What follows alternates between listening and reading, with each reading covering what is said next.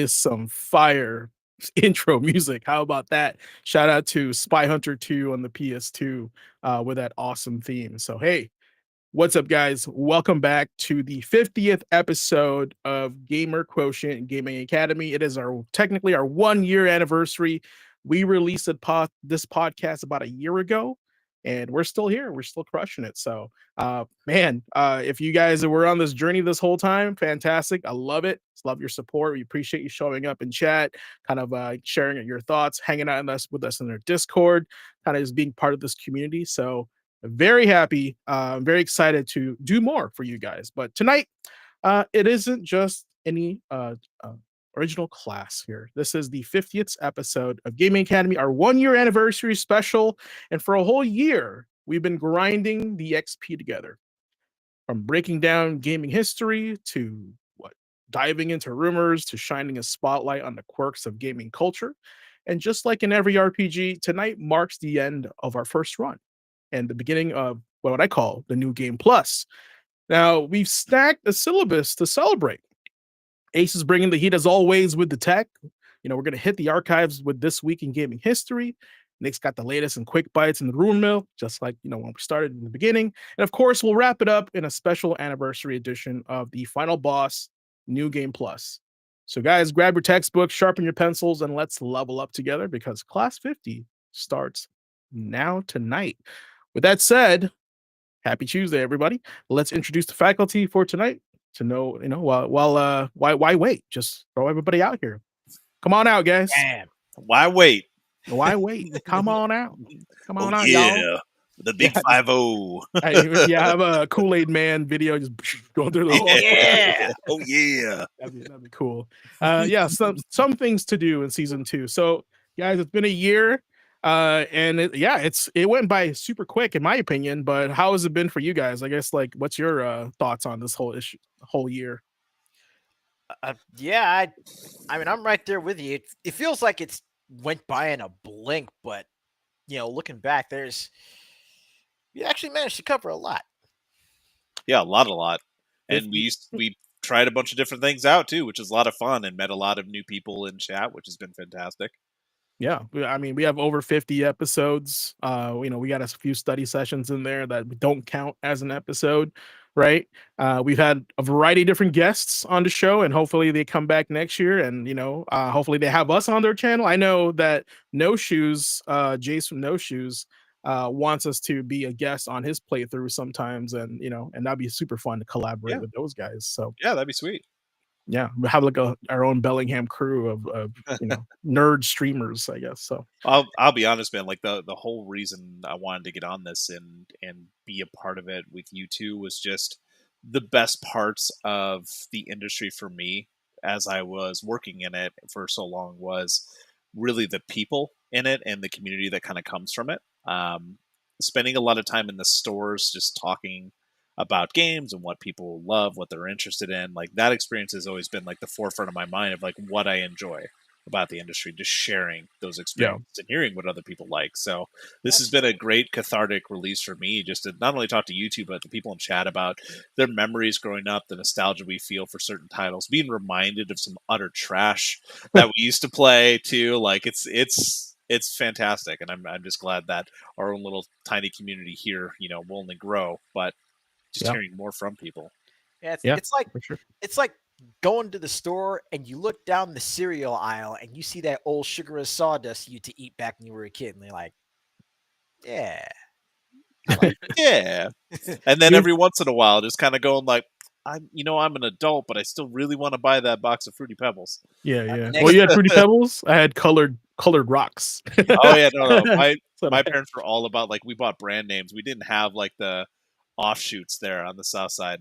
We didn't have the Fruity Rocks or anything like that. Colored stones. Yeah, we didn't get a choice. Smackers. Yeah, exactly. They come in the big sack, right? I just wanted to share with you guys, and also whoever's in chat right now. Shout out to anybody watching us at the moment. It was really fun just going back into time. One of my favorite segments is This Week in Gaming History, because we talk about games that have been released, and me being able to like just go back, oh man, I played Maximum Carnage, this is the song, and like, you know, the red cartridge, like stuff like that, and finding out, reliving those moments with like those ads that we put up, like the commercials, and some of the stuff I didn't know about Sega, you know, because like Nick would bring it up because he had the Sega, I had the Super Nintendo, so it was just really cool to like live through that again. So Yeah, and I know that going into, the next season, I'm sure we'll talk about it. Some of the stuff that it's taken that next step. Like we have talked at length about a lot of the games that we love and how they shaped us. But there's plenty of content creators on YouTube who've done that step beyond that I kind of want to highlight, where we talk about developers or publishers or teams or series that are part of our histories as well. Like yeah. I've mentioned it before, but I'd love to be able to sit down and talk about like Sierra Online or Borderbund, like the Oh my games god. that they Yeah. made, the like logos that pop up, the instant nostalgia wave I get. Westwood Studios, that's something in Yep. season 2 that I want to talk about because that was essential to like me growing up playing games and getting me into the industry. I mean, that could be a segment like lost games, like studios lost in time, you know, like Yeah, when was the last time we heard from Culture Brain or Jalico, yeah, right? yeah. That might be something. Maybe we do that depending. Chat, let us know. But maybe that's something we do bi-weekly where we highlight a game studio from the past and Yeah, that'd be fun. talk a little bit about it. Because I mean, we keep mentioning something like Avalanche being shut down and like some of the more recent stuff just happening. Monolith, sorry, not Avalanche. Oh man. But Monolith being Don't make me remember. yeah, like those are a little more recent, but just even some of the older ones, Yeah. and the weird like studios that are still around somehow, some way, in a different form as part of like a Like part old of crew. some Yeah. like beast of EA or Activision. Right. Yeah. Or certain spots making a comeback like Acclaim. Yeah, Yeah. Or like you know, Kamio leaving Clover, making, you know, and then some people leaving it's was that? Yeah, It's no Itsuno. leaving. Yeah. Yeah, yeah, Itsuno Amazon leaving Capcom and Studios. going over to There's pieces Lightspeed. moving around, man. Our industry's changing rapidly. So yeah. Yeah. yeah. Well, that's just, I can say that's all just history now. So let's get in here and talk about this week in gaming history about that.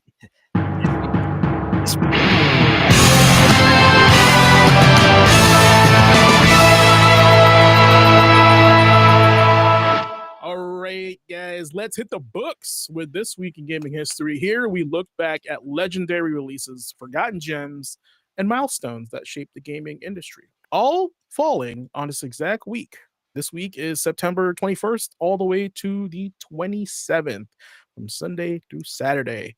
First up, we got ourselves the bad boy of fighting 3D fighting games. Tekken was released in September 21st, 1994 in the arcades.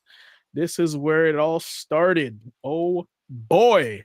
Before we I start talking about Tekken, what are your guys' first experience with Tekken? Like, did you discover it in an arcade walking by? Did you play it at your buddy's house on his PlayStation? Like what are your stories?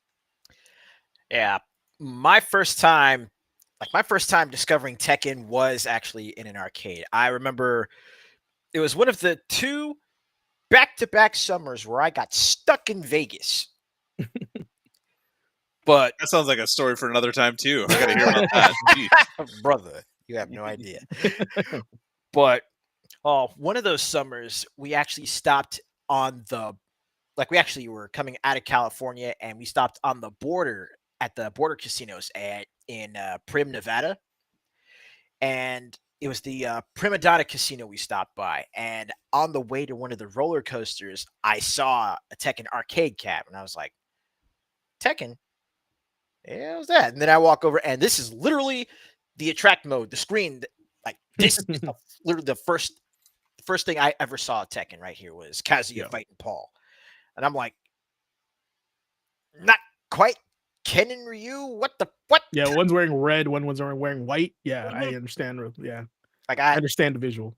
Yeah, that was my immediate thought. But I put in a couple quarters. I figured, you know what? Why not? Let's see what this is all about. And that's when I actually got to see like the roster and my two baby boys from all the way back, Law and Yoshimitsu. Oh, okay. Like those were the first two that I started with, and like I've basically stuck with Law from the start. Yeah. Yeah. I'm actually very similar to that. Mine was Law, because Bruce Lee, right? 100% why Yeah. we pick Law. And then Kazuya, because he was like the Ryu of the game, right? He was like main character energy, Mhm. right? Little did I know he's a POS, he's a bad guy. but like I was just like main character, sweet. Oh, Right? we were not prepared. We were not prepared for that twist. I definitely saw this at a Namco station. You guys remember Namco stations? Yeah.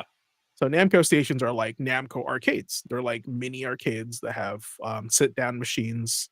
In America, by the way, not like in Japan. Some malls had it. I think this one mall north of Chicago called in Norridge had a Namco station, and it would the number one arcade we played there was Marvel 2. Like everybody, like after school, 3 o'clock, 3 p.m. Everybody would be there. My buddy and I had to take a bus to go there. It took us 45 minutes, but that's where all the kids hung out after school and like fought each other. That's how you Yep. made friends and enemies, right?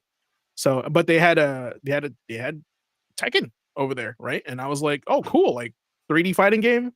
At first, I was like, oh, it's just another Virtua Fighter, right? And it just felt different. Like it felt like the hits were more impactful than Virtua Fighter, because Virtua Fighter has this like really rushed down, like very soft when it hits you, right? It doesn't have the sparks. At least I don't remember. Mhm. But Tekken was more visceral when it came to like the sound effects and like the punches, and that's kind of what stood out for me because I wasn't a fan of like the moon jumping. Right, this had moon jumping like that because I was a jumper in a 2D fighting game, right? So this is all new to me. Same thing with Virtua Fighter. I wasn't a fan of it at the time, but Yeah. over the time I got used to it, and not until Tekken 2, I think, I really enjoyed Tekken. So The beeps are still going. it, I it's need it's to it's CG, it's AI, not real. edit it in post. Yeah. I think like most of us, we saw this in arcade. I actually didn't get a chance to see this in arcades till much later. Whatever arcades we talked before, like the arcade machines that I had around me were more so Neo Geos. Um, I didn't have Tekken Cab around me until much later when I was living on Whidbey and in middle school. I remember one of my favorite pizza joints on the south side of Whidbey Island had Tekken 3, and I remember getting really into that. But that was my first real experience with Tekken because I didn't Mhm. have a PS1. All of us that could only afford one console, like like we talked about, I didn't have a PlayStation. I just never did. So yeah, I Mhm. didn't get to see Tekken until 3, and then I found out about all them before them. But by that time, like, King was my guy, so I just Mm, kept going with that. got it.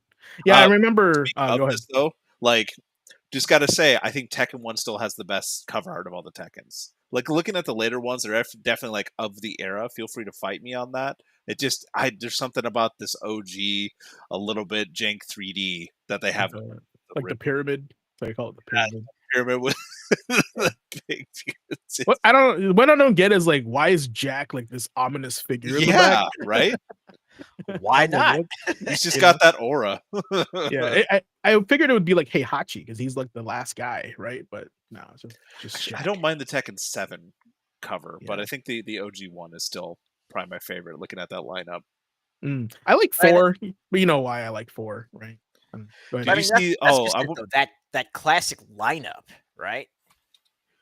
Yeah, Because it's like the it World really gives you Warriors. a good look at how far the series has come since the start. So, are you talking about the Tekken 4 cover art for the US release or the international PAL release? Because the Let's international see. PAL one's got some aura going too, speaking of. For Pal, I've never seen the Pal one. Okay. Oh, is it the one where he's standing up? He's standing, it's got the lightning in the background. Like That one? Kazuya with the sunglasses? Or is that That's different? that's kind of baller though. Right? I think that's a little bit better Yeah. than the US one we got. Yeah, I don't like that one. I like the other one. Because the other one is the go back to the other one, that one's the arcade marquee. That's what they use. Okay, yeah. Yeah. Yeah. And like I said, I didn't like Jin as a character in 3 because I thought he was just like Kazuya. We have Kazuya at home, right? And 4, I was like, they reinvented the character and they gave him this look. And like the lore of the story The is like he wants sweet revenge. flames, dude. Look at the You know, flame jumper. I Look was at just this like, guy. dude, this is how you create a comeback character. That's crazy. I Seriously. was sold after that. I was like, Jin's my dude ever since like 4. 4 games in, I'm still playing Jin, even though he's bad at like 5 and 6. All right. All right. Well, I could talk about Tekken all day, but let's go to the other games that were released this day. Well, for you old men out there, old men and women like myself, Super Breakout came out in the arcade in 1978. That's like the Pong that you hit the bricks with. And speaking of bricks, Tetris 2 also came out on the NES in 1993 in Japan. Katamari Damacy on the PS2 2004. We talked about this coming out in Japan. Mega Man X Command Mission on the GameCube and PS2 in 2004. That's awesome. I love to see a remake, a remaster of that. Yes. Speaking of Capcom, Monster Hunter 2 coming out for the first time in the US on 2004 on the PS2. And then X-Men Legends on the GameCube and PS2, Xbox in 2004. My favorite era. I love the trio fighting for domination. And Lost Judgment coming out on the PS4, PS5, and Xbox One in 2021. That's a pretty decent day. That's not bad for a Sunday. Heck yeah. And I mean, bad.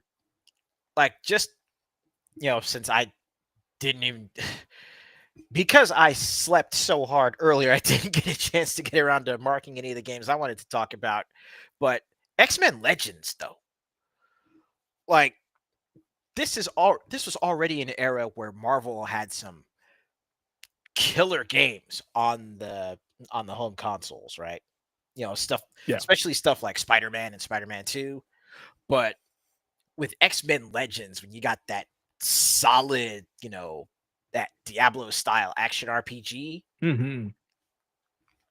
it was great being able to, kind of start the game as Magma as you're like, going through the Xavier Institute, and, meeting all the other characters, and then, going out on the different missions. But like the series of games that kickstarted was just, it was absolutely stellar. And I still say to this day, X-Men Legends and Legends 2, absolute favorites. Pretty but good. I'm very much enjoying Marvel Ultimate Alliance 3.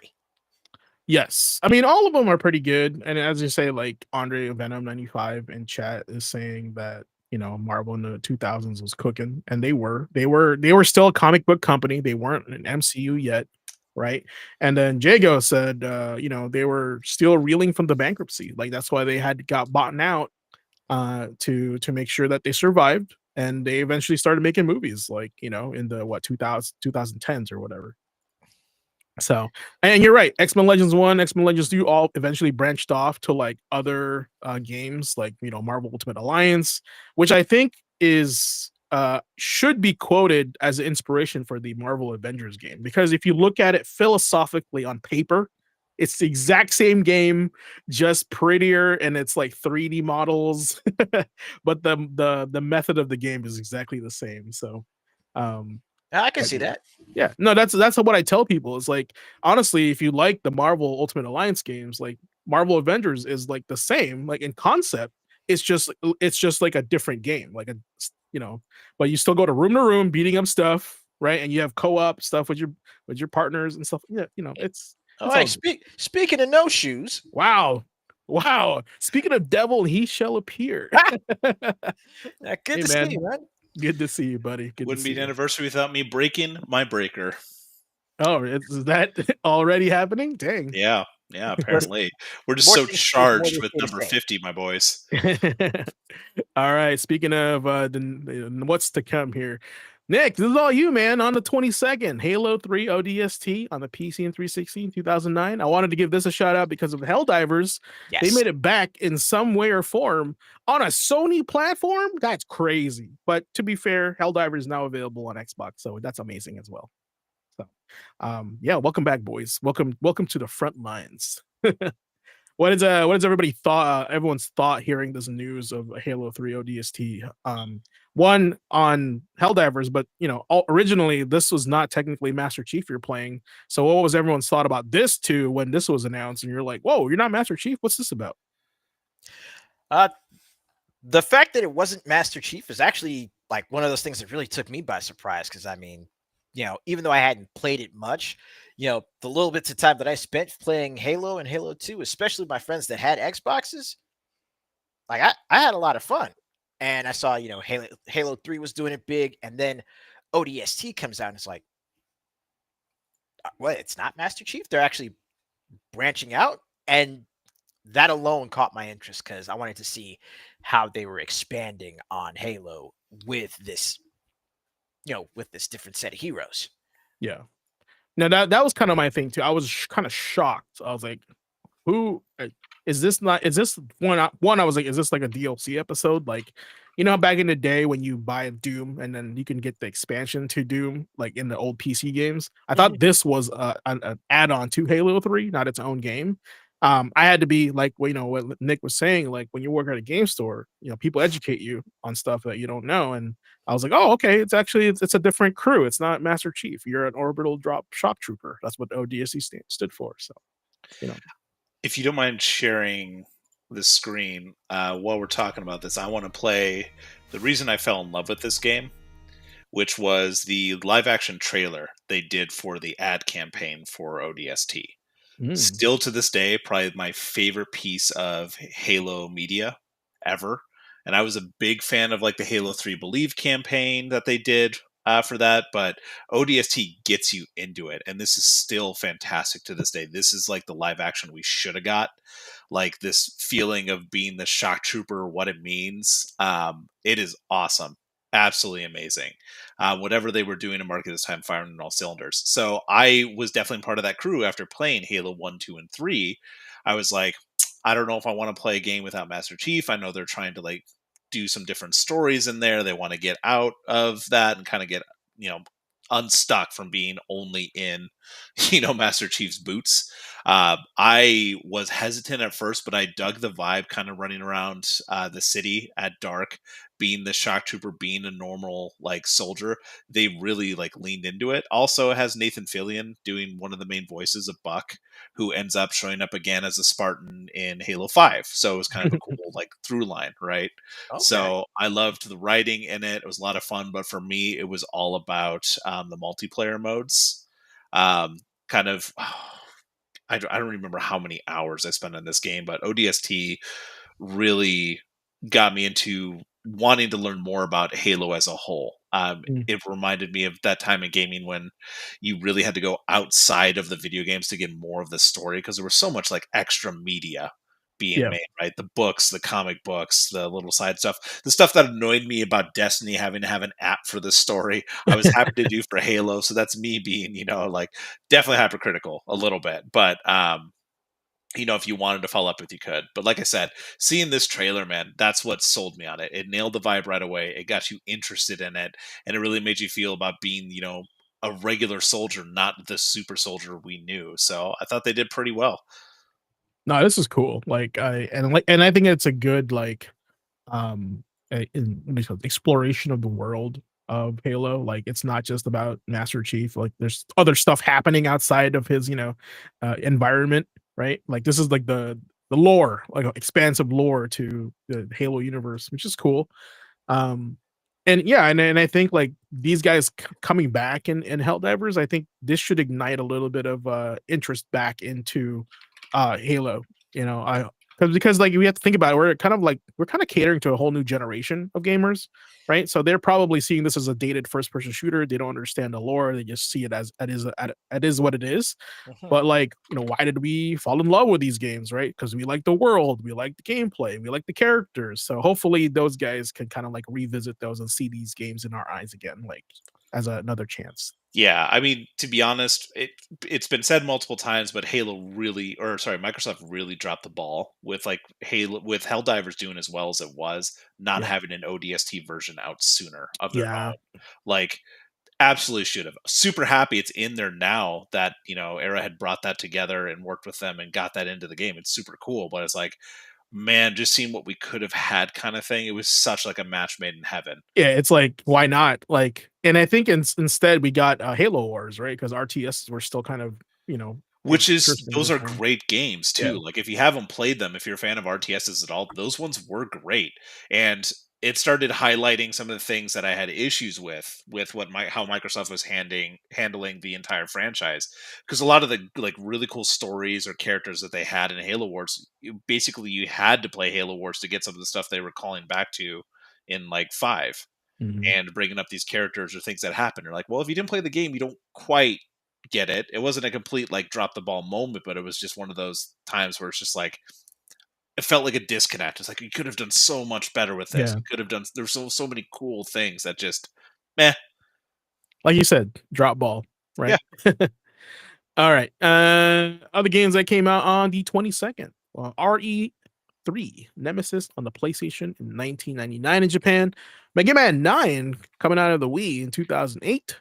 Final Fantasy 14 Online, not the Realm Reborn. This is the first iteration that had to be put on pause because of how bad it was in 2010.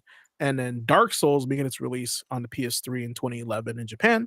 And just recently released yesterday, Sonic Racing Cross Worlds on the PS5 and Xbox Series X in 2025 this year. And it's actually getting better reviews across the board than Mario Kart World. So Look, that's a I think part of it right there, definitely they owe that success to their ad campaign. Bringing back what was the ad? bringing back the Sonic, the Sega does what Nintendo don't. Oh, right. Okay. Yeah, Oh, no, I think that's good. And also, man, Mario Kart needs a competitor. They need like we talk about in the show all the time, competition breeds innovation, right? mhm. So I think Sega going, well, we'll make our own Mario Kart with Sega characters all over the place, and we'll kind of capitalize on the nostalgia of the kart series, How right? much are they charging for that game?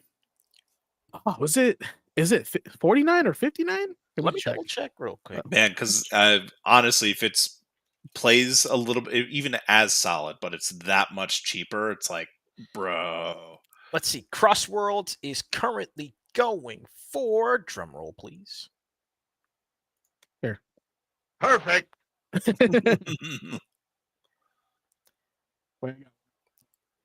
Okay, I'm looking it up on Steam right now, and it's actually going for 69. Okay. Okay, so it's standard pricing. Standard I'd buy that for $1. Right. or 70. But, Um, but however, there is a demo. Oh, there you go. It's not a $10 tech demo that we need to buy. No, dude, it's not a $10 tech uh, demo, and apparently one of the characters that I forget whether he's on the main roster or whether he's going to be coming in like DLC later, but Ichiban's going to be a racer. Of course. I mean, Ichiban's gotta a get him Dave the Diver. He's in Yeah, everything. that's true. That's true. That's the But last person. also, shout out to firefight mode before we leave Yeah. Halo 3 in the dust, because that was one thing I could not stop playing. It's not too late. That's all I gotta say. Like, I feel like right now a resurgence for Halo ODST or whatever Halo, but like in a Helldiver style. I still think they can pull it off if they're willing to take that risk. I at this point I would imagine just license out, do a crossplay against them with Arrowhead, where maybe they have a fourth like enemy come in, and it's Yeah. the Covenant. Oh my dude, don't even get my I'm not even a Halo fan and I'm getting excited like Right? thinking about that. That's so cool. Like, Just imagine running around that, like brutes are popping up. yeah. Yeah, no, I think Jackals they'd are be great sniping guest you. characters. Yeah, guest characters for oh my god, that's so Yeah, cool. even like just for like a season, even like that'd be really really cool. Still less than Mario Kart World, accurate. Yeah, that's the shocking part. All right. That's scary. All right. Speaking of a blast in the past, we got our old boy Gauntlet coming back on 2014, coming out on PC, then eventually coming out on the consoles as well, PS4, I think Xbox One also. So, have you guys ever played this version of Gauntlet? Like, this game is amazing. I love this game. I No, did I play haven't. it, but Yeah. that was after you and I had talked about it, because this was like you said, man, 2014 when this came out. Yeah. Like, because I loved the 64 version of Gauntlet. Oh, Like, yeah, that's great. loved Dark it. Legacy. Yeah, I love Right. Dark Legacy. So that was the whole reason I wanted like Gauntlet to relive its glory days was from this game. Yeah. If if they were gonna think about making a remake of a game, I would say Dark Legacy would be a great remaster to come back, like 60 frames per second. I want the original like narrator too. Like I love that voice, like Red Wizard. It's so like it's Gauntlet. You can't have anything else without that That's voice. that's like having Red the Wizard needs food. yep.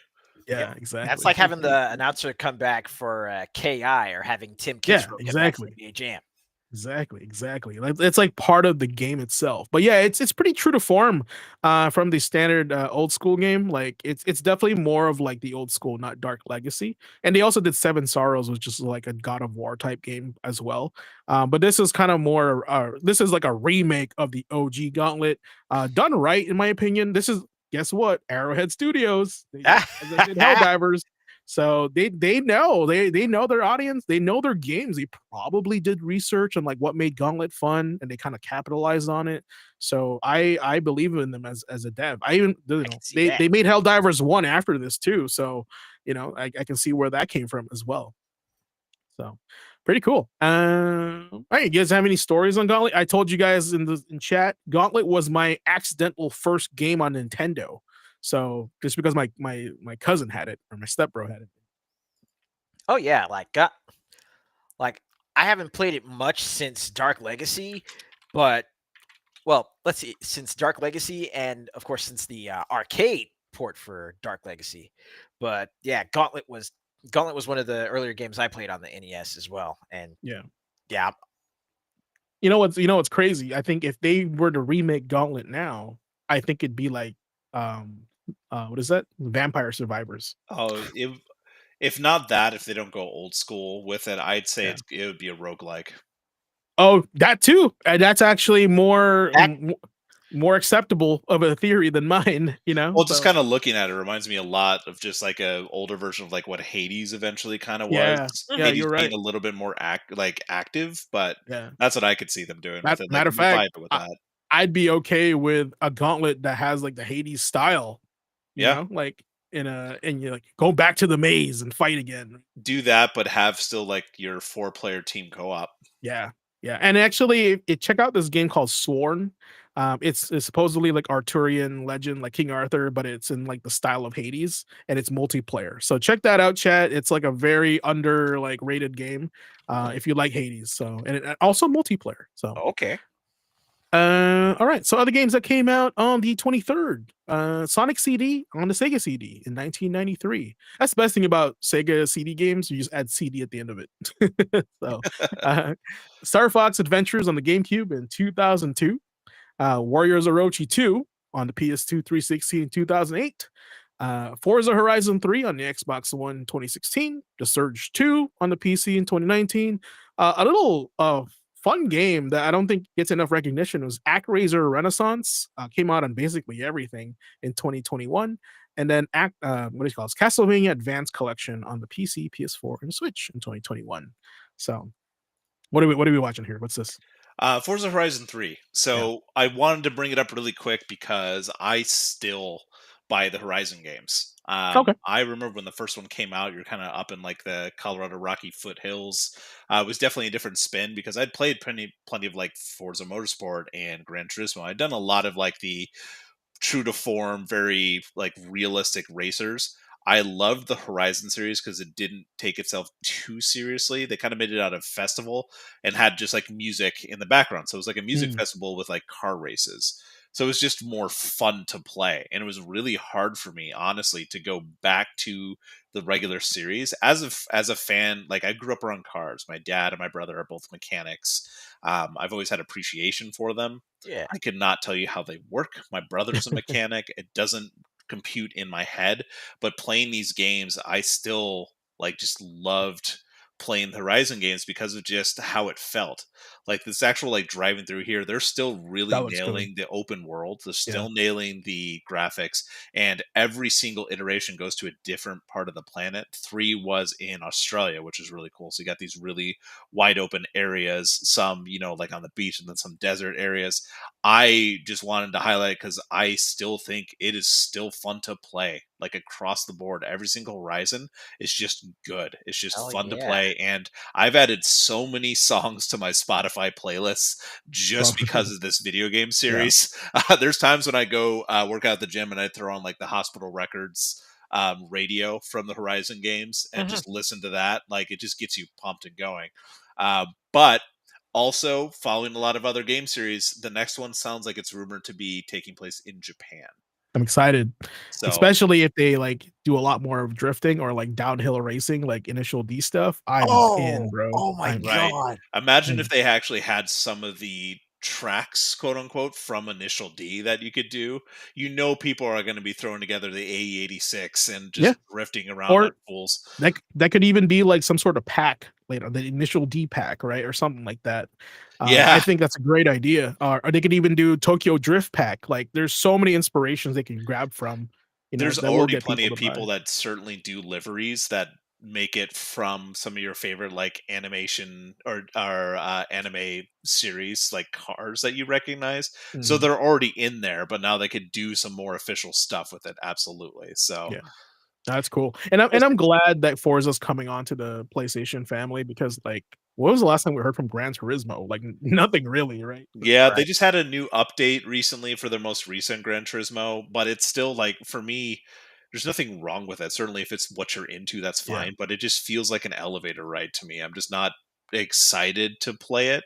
I still kind of stuck with Forza Motorsport, but now Forza Motorsport's not being made by Microsoft. Right. We get Horizon, which fine for me. I've been enjoying Horizon most of all the series, but it's just like it's a weird kind of situation to be in. And now that they've jumped over to PlayStation as well, you can expect like it's going to do gangbusters because there's Yeah. not really anything like this on PlayStation. More appeal now. And hopefully it like lights a fire under their ass and like they go back to MotorStorm and, you know, Right. hey, if I see a downhill domination too, I'm gonna shit myself.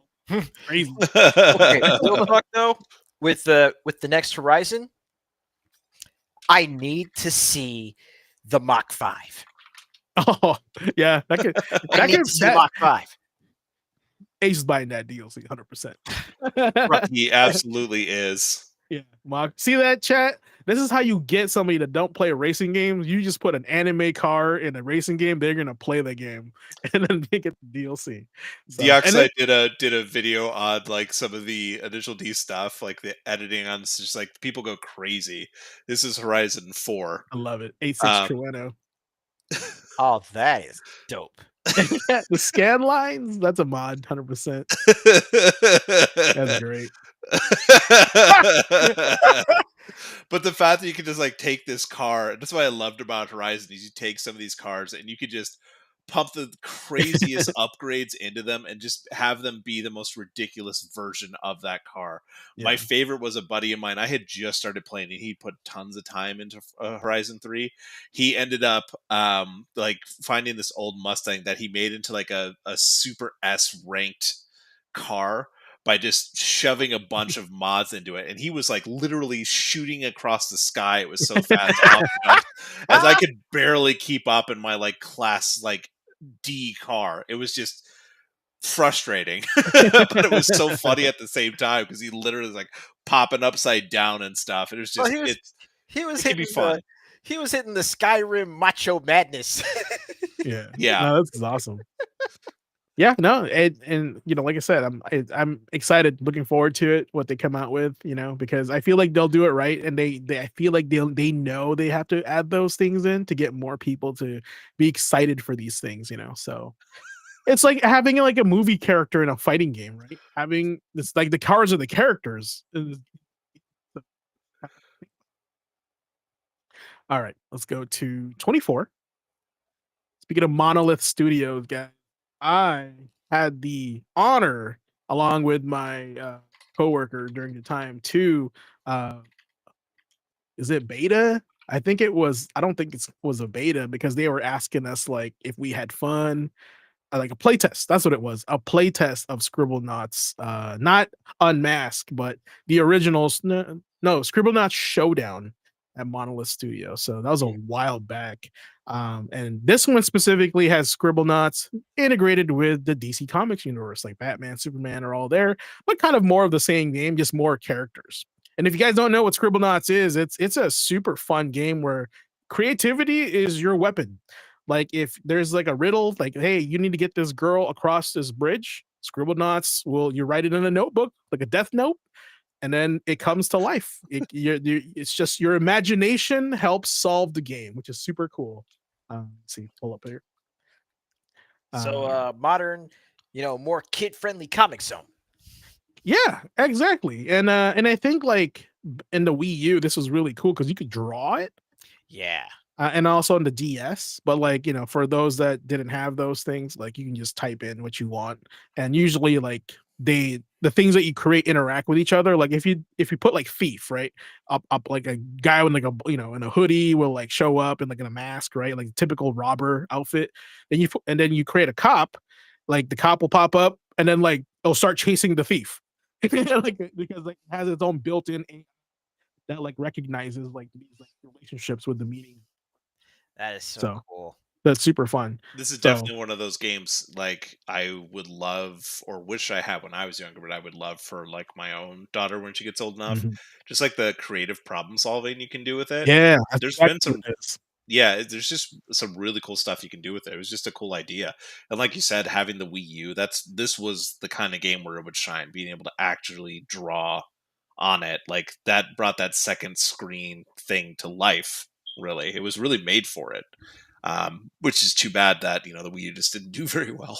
Right, and I think this would be awesome also on the Switch. Like I think the last iteration of this game was on the Switch. Like Showdown was on the Switch, but as far as like looking down the road, like hopefully they like visit this game again in some way or form, because it is a fun game. It's all ages game, and like the more creative you are, the more fun you're gonna have with this game.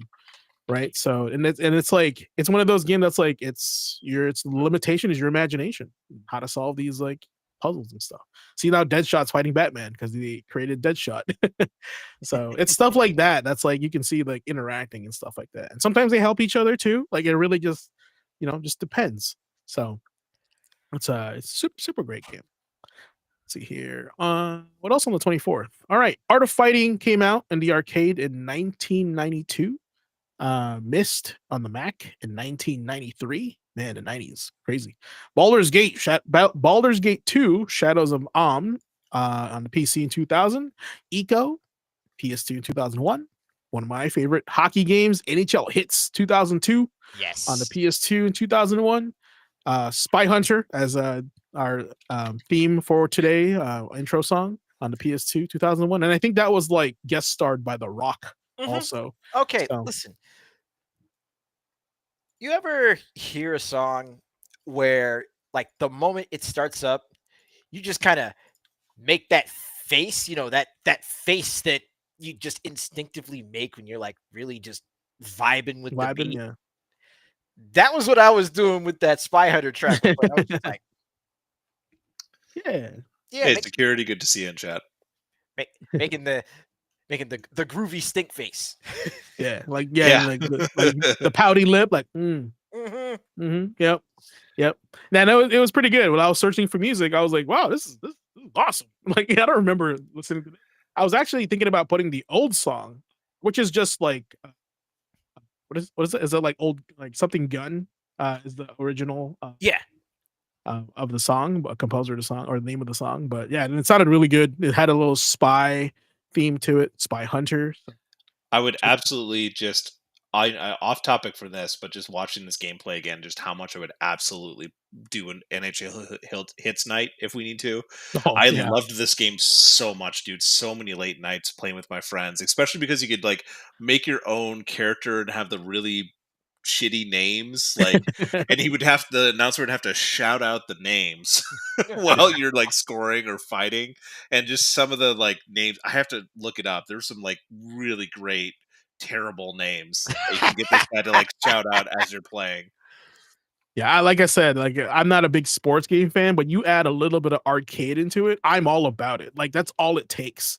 You know, like Absolutely. I won't play NHL 99 or whatever, but I'll play the crap out of NHL Hits 99. Like he'd have to shout it out, but you could name your character Mr. Slippery, Kretsch Foop, Nuts, X2F01, 101011, and he'd have to like shout it out like the binary name too. It was so Oh, good. Lord. Those Uh, sound like streamer names now. Yeah, well, one of them was like Pecker, for example. You can have them shout Pecker or Vermin or Rodent. Like, it was just so good. And it's like the entire time I remember cramming like Totino's pizza rolls and like Dr. Pepper and like laughing my ass off at just hearing these really shitty names being called out as like trying to beat the hell out of each other. It was just so good. Yeah, my favorite is when you just like you running them so hard against the wall they like burst through the glass. I love that. It's just a good feeling to have. But yeah, the other two games on this day, Sly Cooper and the Thievius Raccoonus in the PS2 2002, and a game that has been forgotten, Contra Rogue Core came out on everything in 2019. Yeah. When was the last time you guys played Contra Rogue Core? Exactly. Yeah, exactly. Exactly. All right. 925 Oh. Silent Hill 2 on the PS2 was released. I wanted to feature this game because two games actually. Silent Hill 2 got remastered this year. Also, Silent Hill F was just released to all the popular streamers. They're all playing it now. Super cool looking. I was watching it I was watching Maximilian play it at 12 o'clock last night, and I was like, why the hell am I watching this? This is scary. And I'm not even playing it. And I'm like, what the heck? This is creepy. The sound engineer of this game needs a raise because just the sound itself, I was getting creeped out. So fantastic game. And I think this all started. Silent Hill was pretty popular back in the 2000s, but Silent Hill 2 really cemented the game as Yeah. survival horror. I mean, hell, the fact, like, I didn't play much Silent Hill 2, but I did play a lot of DDR Max. The main theme from Silent Hill 2 was featured as one of the songs on DDR Max. Wow. That's how big Silent Hill 2 was. Yeah, that's cool. And Konami's not afraid of like taking the other IPs and putting it in their other IPs as well, which is cool. That's very Capcom of them. Sly was a big part of your childhood growing up, Andre. All right, that's why that's why I wanted to feature it. I know my audience. I know my audience. I'm not a big fan of creepy games. Like and I think the creepy game is because like your guy is not as like they were talking about in Requiem how if you had Leon you wouldn't be as scared because Leon's just pro. He's like gonna take on this. He has experience, right? So you're this new character, this new girl because like she's like fumbling around. She doesn't have no combat skills. And that's what makes the game also scary is your helplessness to the environment around you. Yep. But Silent Hill really kind of drove the stake in with its fog. Like you hear the static and the fog and you're just like and your brain just goes what's out there. And that's like part of the kind of like the driving force of Silent Hill. Also it's like its monster design is like mind bending to me. It's amazing. So it's all good. I haven't really played any of the other ones, but like Silent Hill 2 they clearly remade it, so it's much more popular than the rest. So And what's also rad is just the simple fact that trademark fog was really just it started as just like a result of the technical limitations of Yeah. the PS1, and it just kind of became Silent Hill. Yeah. And I think that's like that was smart of them. Like, oh, we can't make this thing happen because of the technical limitation. So what do? We make it art. We turn this weakness into a strength, right? That's creative game design in my opinion. It's pretty cool. IMO. But yeah, let's see here. Front Mission second on the PlayStation. That's the second iteration on Front Mission there in 1997 in Japan. I don't think that one made it to the US, unfortunately, because I was a huge Front Mission fan back then. Mega Man X4, that definitely made it here on the PlayStation in 1997. The King of Fighters 97 came out what year? 97. And came out on the Neo Geo. That'd be funny that King of Fighters CD 97. And you're like, oh, what system is that on? And then Halo 3, OG Halo 3 came out on 360 in 2007 as well. Dead or Alive 5 on the PS3 360 in 2012. That game needs to come back too, in my opinion. Tokyo Jungle on the PS3 in 2012, and Code Vein on the Xbox 2019 in Japan. All right, I can talk about Dead or Alive 5, but Ace has something to say about Mega Man X4. Why did you feature that one? Well, actually, I featured Mega Man X4 because, last year when we were talking about this date, I remember I was talking everybody's ear off about KOF and Code Vein and, Warriors Zero G4 and Hyrule Warriors coming up. But Mega Man X4 was X4 was something special, partly because, again, with the animated opening for X4, it kind of hit at the same time as the West was, getting more into anime, especially with Pokemon hitting the airwaves, right? Anime is hell. Oh man. And then it's just what do you call this? The dubbing was so rough. But yeah, of course, as this was, the 90s, the dubbing was rough. The dubbing was horrible. But it's funny you mentioned that though, because recently, there have been some folks actually putting up redubbed clips of some of the cutscenes from Mega Man X4 with using, an AI, what you call it? It was an AI recreation of, the voice actors from Mega Man X7 and X8. So you had Mark Gatha and Lucas Gilbertson. And hearing the newer talent in the older games actually, it kind of raises that hope for, seeing some of these other games remastered or remade. I mean, the fact that the Maverick Hunter games stopped at just the first, after playing Maverick Hunter Mega Man X, I was chomping at the bit, just waiting to see if they'd make it far enough to remake X4. Yeah. I mean, and yeah, I think that would be a good remake to high fidelity 1, 2, 3, right? To maybe to the 4 level.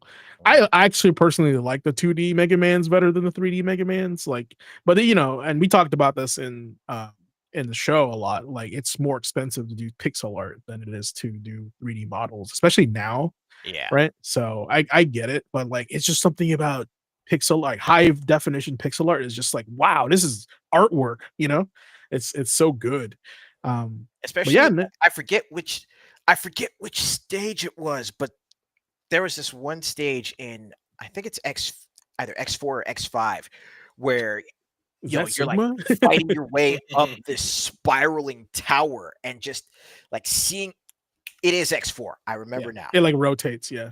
Yeah, and just seeing the sprites move as you're running up that tower, just seeing the rotation was so cool. Yeah. And I remember this being really difficult too. My gamer brain in 2001, I was like, am I just old in 2001? Can I not play this game anymore? So seriously, this was so nice. So nice. I bought it twice because I got this on the PS1 and then saw that it had a port on PC. So I was like, okay, let me get this from let me get this so that, me and my homie Bruce could play it over at his place because he had the computer, while at that point I had the PS1, not the other way around. So you got to get the Mega Man X collection so they can get all of them, for 1, 2, 8. I can't remember how many there are. There's so many. I still need to get the X collections anyway. Yeah, all those Mega Man games, so much value, and the Capcom's doing great, really re-releasing all those in the collection. So fantastic. Also, that Mega Man mobile game is now accessible for you with everything unlocked as well. It's just one initial purchase, and you get everything from all the seasons, all the DLC from the mobile game. I forgot which Mega Man game it is. Chat will know because I know they're a fan of that. Mega Man X Dive. Dive, yeah. Because you can play multiple different characters, Bats. You can do Soul. You can do, all the characters from Mega Man, all the heroes. I think that I also saw some art of Zero having a Virgil skin. So that was pretty cool on Dive. But yeah, and let's see here. Tokyo Jungle. Chat, you guys know what Tokyo Jungle is? I'll make it super quick, but it's about evolution. So you pretty much start off as like a little dog, I think, from what I remember, and eventually there's your tower. Here we go. And eventually you become a bigger animal as you consume more and more like creatures. Yeah, it was fire. See, Andre knows what's up, man. Listen, if this hasn't already been said before, I will say it now. Andre knows ball. All right. Fun ass game that deserved a remake. Yeah, it was just one of those oddball games that you're like, what is this? It's called Tokyo Jungle, and you're just like, yeah, this is it right here. You're like, imagine if you're buying your next game and you're like, what the hell is this? What am I watching? Right. So this is what I mean. Like, they need to then this was an era before streaming, honestly. So you're gonna have to play a demo, which I think there was a demo. But otherwise, you're gonna be like, I don't know if I want to even try this game. I don't understand it. Right? I mean, games like this and Seaman. Yeah. Oh God. That's right. Yes. That title. Oh my God. We're never gonna escape it. It's always gonna be there. No, we're not. Well, you can find your mate. You can get some clean kills. Oh. Oh yeah, that was part of it too. Like spreading, like getting more populating. Yeah, like this. Form your pack. It's a wild game, and hopefully it's like I remember it being a PS3 exclusive and then also digital.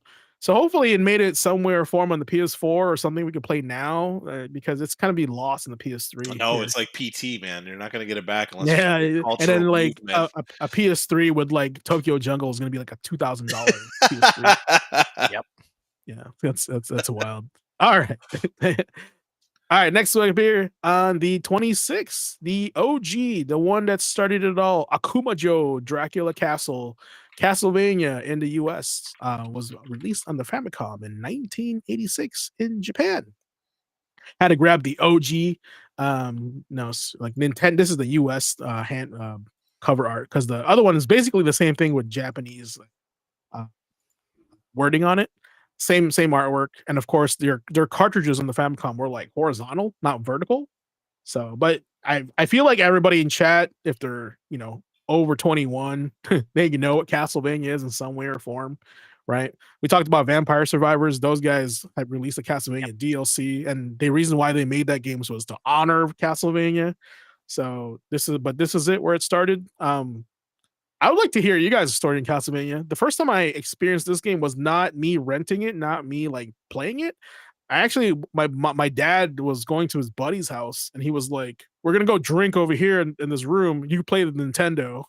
That's what I remember.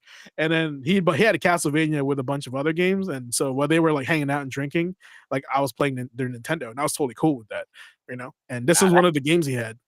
That right there was just like standard operating procedure back in the 90s. It's very 80s and 90s of what he did. You were going with your parents to visit somebody. Everybody else was either drinking or watching movies or playing dominoes or watching the game. Yep. And the kids would be off in the other room, more than likely sitting in front of the Nintendo. Yeah, that's how they parented, And it was the same with me. And in fact, Castlevania was like that was the first time I had actually played or experienced Castlevania, that same sort of thing, Yeah.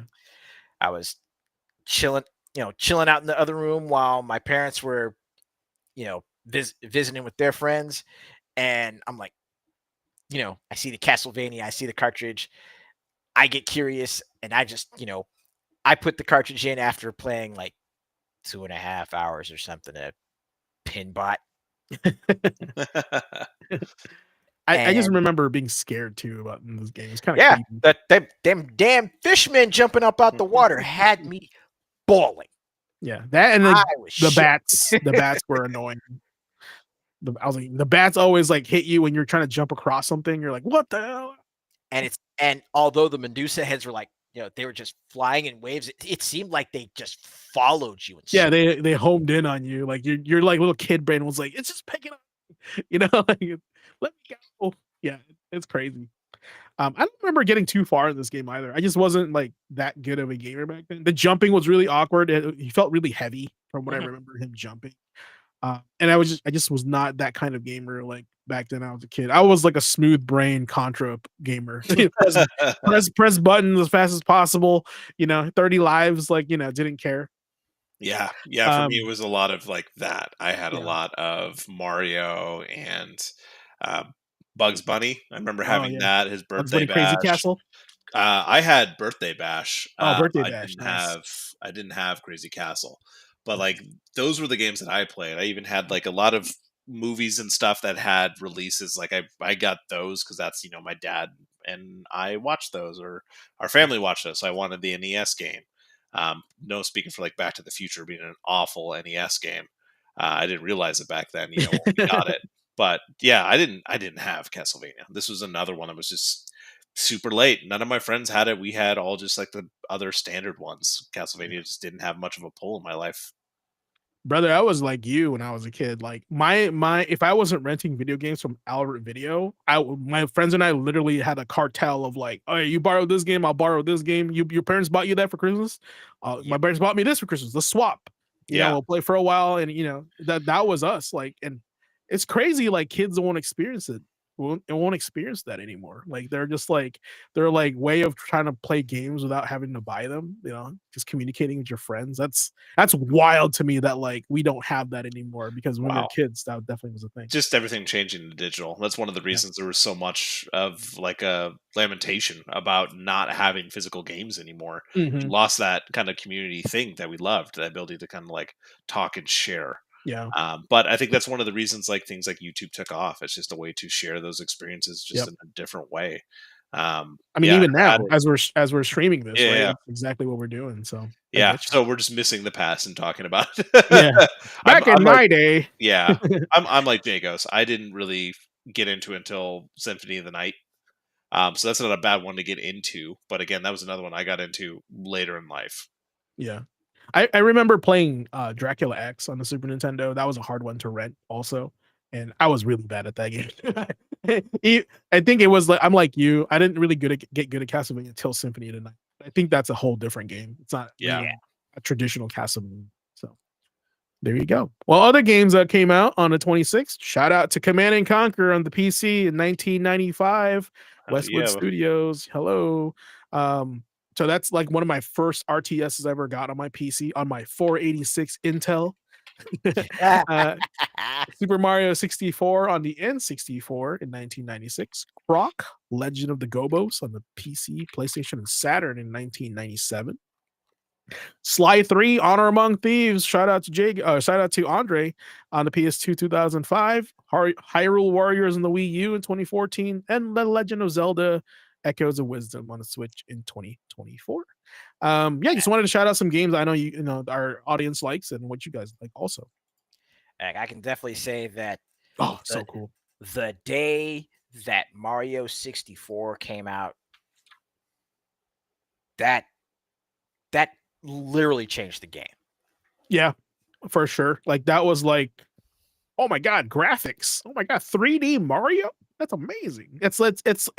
Mario 64 was the 64's version of Final Fantasy 7. They've been wanting their favorite game on a 3D graphic level. It's 100% what it was. And here's the fun part. I put Croc in there because I read somewhere that Croc was actually supposed to like be Yoshi. And Chad, you can help me with this. I think like they were trying to design a Yoshi and they ended up with Croc. So that's like one of the stories of that. And thinking you can look this up on like Matt McMuscle's What Happened, but like Croc is an interesting story. And man, and watching this like CNC video right here is bringing me back. I think this is the PlayStation version, isn't it? Because like it's so wide from what I remember. Yeah, actually Command and Conquer. Like I actually remember one of my buddies in middle school had actually gotten this for the PlayStation. And I don't know why, but I was all about the the Tesla Troopers. Oh, you're playing Retaliation or not Retaliation? Red Alert. Yeah, Red Alert. Red Alert is where I spend most of my time too. Yeah, Like, mine was father this. got juice. I'm like, oh, it's about to get nuts. That's the second one, right? Command and Conquer 2, Red Alert. From what I Red Alert remember. was the follow up, yeah, because it Okay. was Command and Conquer. Then it was the Gold Edition, if I remember right, that had some more missions. Yeah, like the and then Red DLCs. Alert was the next release. But yeah, like I said, Red Alert was my jam. That's where I Okay. spent most of my time. Mine And that's was when they- mine was definitely this one. I skipped Red Alert, and that's why Tiberian Sun was so cool to me because it was like a real sequel to Command and Conquer. yeah. But Red Alert also got an awesome sequel with on like the 3D one with the full motion video. That was so cool with the actors and stuff. Well, I think mean, Red Alert had, and this even has some like actual actors too. Yeah, Like, that was the jam. yeah, that was the whole reason I loved it. It was so like over the top. I remember Red Alert just because it's like it's literally Einstein, like someone who goes in time and like takes Einstein, and you have to Yeah. rescue him as part of, like the GDI. So crazy. Yeah. And then the latest iteration of this game is CNC Generals on the mobile. Great. So that's where it went. If you haven't played it, I did buy the remaster for this, and it's Yeah. crazy to go back and like same as like the Halo remasters when they did those. You hit one button, it shoots right over to the old school graphics, and man, it is a trip. Oh, Just that's seeing it. great. That's Because cool. it's the same as like this that you're seeing here. Where you're just like those are barely human that you're clicking on, like barely. But there's just something like even playing like the updated graphics, like it's fun for a little bit, but then I just find myself keep switching back to the old school. I don't know what it is. It's what we fell in love with. It's kind of like why I say I like pixel art so much, right? It's just I don't know. I just enjoy it better aesthetically, in my opinion. So I mean, I enjoy the pixel art too for like the atmosphere, but this is rough. Like old Command and Conquer is rough to watch. well, this is also PlayStation. It's definitely watered down in this one as well. Yeah. Because the PC one, if you had it on like 1080, 1024, it was not bad, or 1078. I can't remember which resolution it was. Oh, hopefully it's Breaker didn't bust again. Well, we'll find out. All right, let's go to our last day. All right, well, here it is. The reason why I chose for 927 for Fate Samurai Remnant was Fate Samurai Remnant was actually the first game that I bought on PlayStation 5, and also the first game that I started streaming when I started coming back to stream.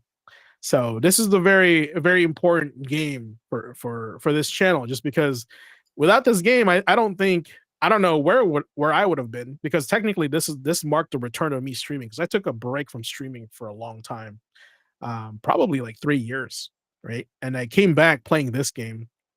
Oh, there he goes. Breaker's busted. All right. Nope. That was just Internet? no, that was my Wi-Fi just deciding to attach to the other Wi-Fi because I have a Oh. 5G and a 2.5 or 2.4 Randomly. or whatever. Yeah, just randomly. But yeah, this game is a mixture of, I would say, like, what's that game? Way of the Samurai, but with the Fate kind of like aesthetic over it. It's a Koei Tecmo game. It's made by W Force, so there's a little bit of Muso in here as well, right? But definitely it's a mix of a variety of different games. So, and it's definitely not a game for everybody, but if you like the Fate series and you like, now I'm not gonna say Muso because there's not enough Muso in here for everybody, but it's kind of the same thing. It's almost like Fate, Muso, and Neo combined. I still got to go back and play Fate Extella. That's definitely Muso. Fate Extella is definitely Muso. And it's actually Fate Extra in Japan, but they sounds like Extella. Extra. So that's why they call it Extella. Yeah. But yeah, it's so one of the things I'll tell you, I won't go too much into this game, and I already told you why it's important to me. But this game right here, really, the Fate series is really fun for me because it's about ancient heroes that that come back into a timepiece, and you don't know who they are until they start like showing off their moves, right? And I actually played this game spoiler free, and I haven't finished it, but I don't even know who my hero is yet. That's the best part. So like I've met Musashi, I've met like Zhou Yu from Dynasty Warriors. I've met some guy in like a French guy, like I can't remember who it was, like some knight. Um, and then like Gilgamesh is in there, of course. He's always in here in some way or form. But like I just don't know who my character is, and that's part of the allure of the Fate series is like the main character typically doesn't know who their hero is until they start doing their moves, right? So that's part of like the fun part. And of course, like if you ever watch Fate, it's about a tournament like of heroes fighting each other with their masters, and whoever wins the last one gets a wish, pretty much. Basically the same thing. And then part of it is like your hero doesn't remember who they are also, so it's hard for them to unlock their full power because they don't know who they are yet, right? So there's check it out if it's like on sale. It's definitely like not going to be like a full price title in my opinion. But like if you like Fate like I do and celebrate Fate, I think it's a good pickup as well. So check it out if you Okay. are interested. I mean, Um, what I'm seeing here looks pretty freaking solid. yeah, like I said, that's why it's like half Muso, half Neo almost. I would say it reminds me a lot of like the Tales of games. Like Yeah. the combat, you're kind of in these areas like that are closed off. You have some boss characters, some minions, and you have like A and B arts kind of thing. You have your Yep. main attacks, and then you have like special attacks kind of thing. And it looks like you're controlling like this guy's controlling Saber as his like second character as well. Yeah, it's part of the combo. Like if you press a certain button during your combo, like Saber will come in, or like if you have a skill that like you get hit, Saber will come in and block, like stuff like that. It's there's a lot of customization involved in this game, so you can play it as you want to. And this guy has 3 different stances also, so you can choose your gameplay as much as you want, but you can customize them pretty in depth. From my experience, but eventually we'll go back into it. It is kind of like a very like I know Andre tried to play this game. He said it's not very stream friendly. It's not if you don't know what's happening, or if you're not a fan. Like it's a slog for sure. It's one of those games where like the tutorial is like 3 hours long because it's slowly revealing things to you, right? So that's just my quick review on that. But other games that came out on our last day here, the 27th, Dragon Quest V on the Super Nintendo in 1992 in Japan. Wanted to give a shout out to Shadow Hearts Covenant on the PS2. And what you're seeing on the screen here is Dead Rising 2 came out on basically everything in 2010. Another X-Men game, X-Men Destiny, nothing like X-Men Legends, if you ask me. It came out on everything too, and also 2011. And I know Ace had played this on his channel. I think I also streamed this on my channel too at some point. So check that out when you guys get a chance. Actually, X-Men Destiny, funny enough, was actually the first, like, X-Men Destiny was the first game that I actually, made an attempt at streaming back when I was still, figuring things out. So like I literally, like, I didn't even really stream it. Like I had a Twitch account, but I also had my little Roxio game capture, and I just recorded gameplay and like you were doing more YouTube. Yeah, this man here YouTube series on it, bro. This is this the guy? Is this the football player? Because there's a football player. There's like anime schoolgirl, and then there's like the guy that looks like Cole from Infamous. basically.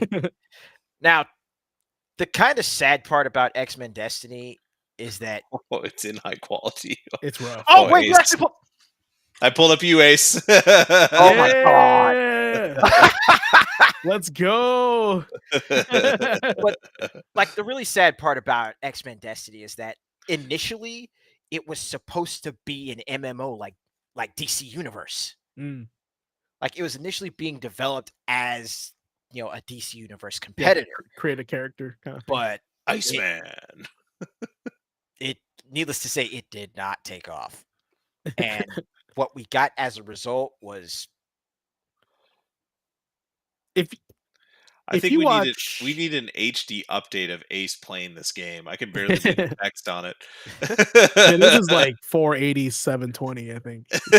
Like I said, this is in the before times before I even got my first Elgato. All right. Yeah, that's true. Hold on. There you go. You're giving Ace the algorithm. Here we go. 12 years ago. Yeah. 12. Oh yeah. Oh God, 12 years ago. 2013.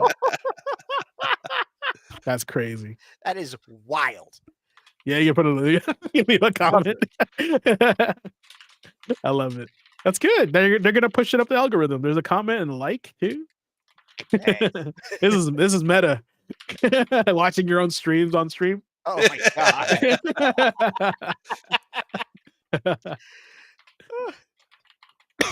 Let's go. Hell of a way to There you go, celebrate bud. the episode. Son. Happy anniversary. Happy anniversary, Ace. Thanks, fellas. All right, so a couple more games coming out here. It came out.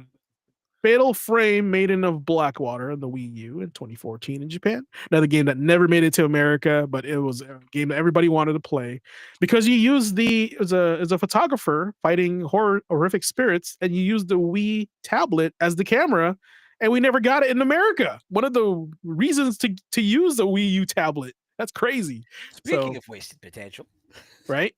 And then the last one is Warriors Orochi 4 on the Switch and PS4 in 2018 in Japan. You see, we have consistency in this channel. We talk about things we like to play.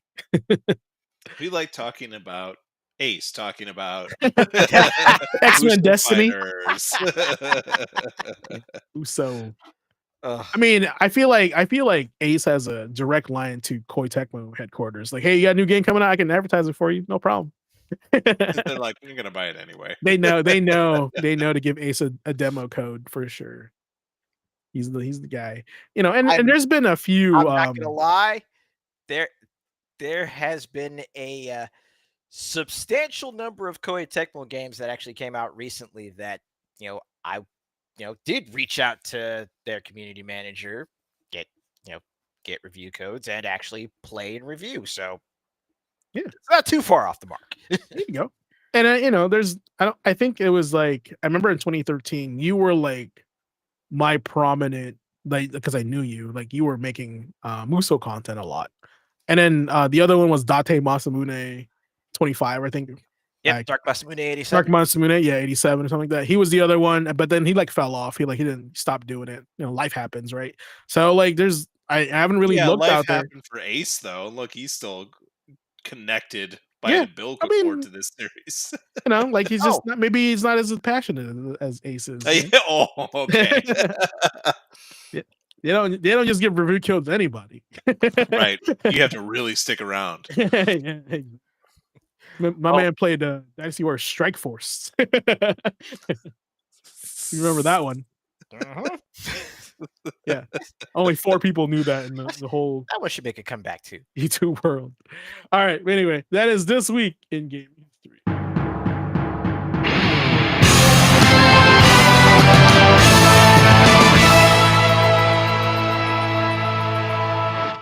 Alrighty, guys. It is going to be time for some quick bites and rumor mill. This is the part of the show where we keep you plugged into what's hot and what's whispered in the gaming world. First, we'll hit you with some quick bites, bite-sized headlines to get you caught up on the biggest news in gaming. Then we stir the pot with some rumors in the rumor mill, where leaks, whispers, and wild speculation get tossed around for debate. Now, some of it might be true, some of it might be pure internet myth, but either way, it's always worth talking about. Leading today's charge, of course, is Mr. Nick. What you got for us, man? Mr. Nick. Oh, it's Dr. Nick, everyone. Hello. Hello, everybody. Hey, everybody. on this 50th episode, the anniversary, let's do more terrible things. Wait, yes, hold on. Here's your forgot your quick bites intro. That's a quick bites intro, right? Way there. more exciting than what we were starting with there. So I apologize for that. Just keeping up with the latest news for this week, what we may have missed this last week, or just some interesting conversation points. First off, we're just leading out with Xbox. Their new Game Pass September drops have hit. Hollow Knight Silksong is now live on across Game Pass platforms, whether on PC or Xbox, if I'm reading that right. Dragon Age Veilguard is joining EA Play, so you can finally not have to pay beyond your EA Play subscription again. to try that game. Yeah, give it a shot, maybe one more time. And Gears of War Reloaded is making its first appearance on PlayStation. So that kind of makes you think about, hey, with the news and stuff that's happening, we were talking about Forza Horizon going to PlayStation. Is there anything you two think is kind of left in the Xbox library that should be making the hop over to PlayStation? Oh because they God. already have a lot of these games on Game Pass, right? It's part of Yeah. the part and parcel of why you want to buy into it. But if games are going to start shifting over to PlayStation, what's something you think they should shift over? I got one. But like Ace, go first because you guys are not gonna know this game. Well, I'm just trying to. You know what? If there's one thing off You of better not be saying Xbox, like Fusion Frenzy or something like that. nah, if there's one thing off of Xbox that needs to make the jump over to PlayStation Network, Killer Instinct. Boom.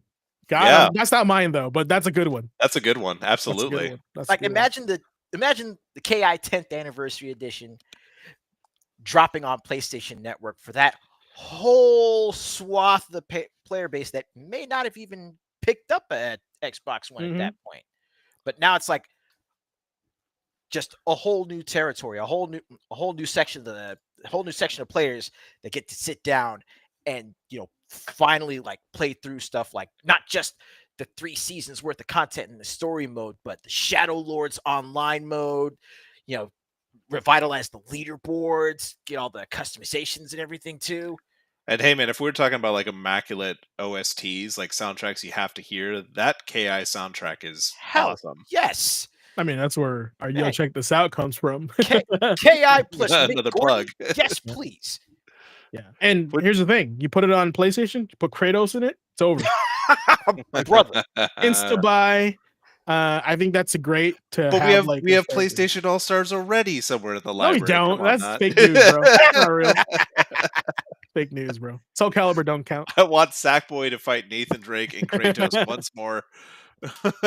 Give me, because we're gonna have it. Just give me Ellie from Last of Us in there as well. Jesus. We'll just re-release it, chronological order. What were you gonna say? I was gonna say the game that never made it to PlayStation that needs to go on PlayStation that was only made on Xbox was a Togi.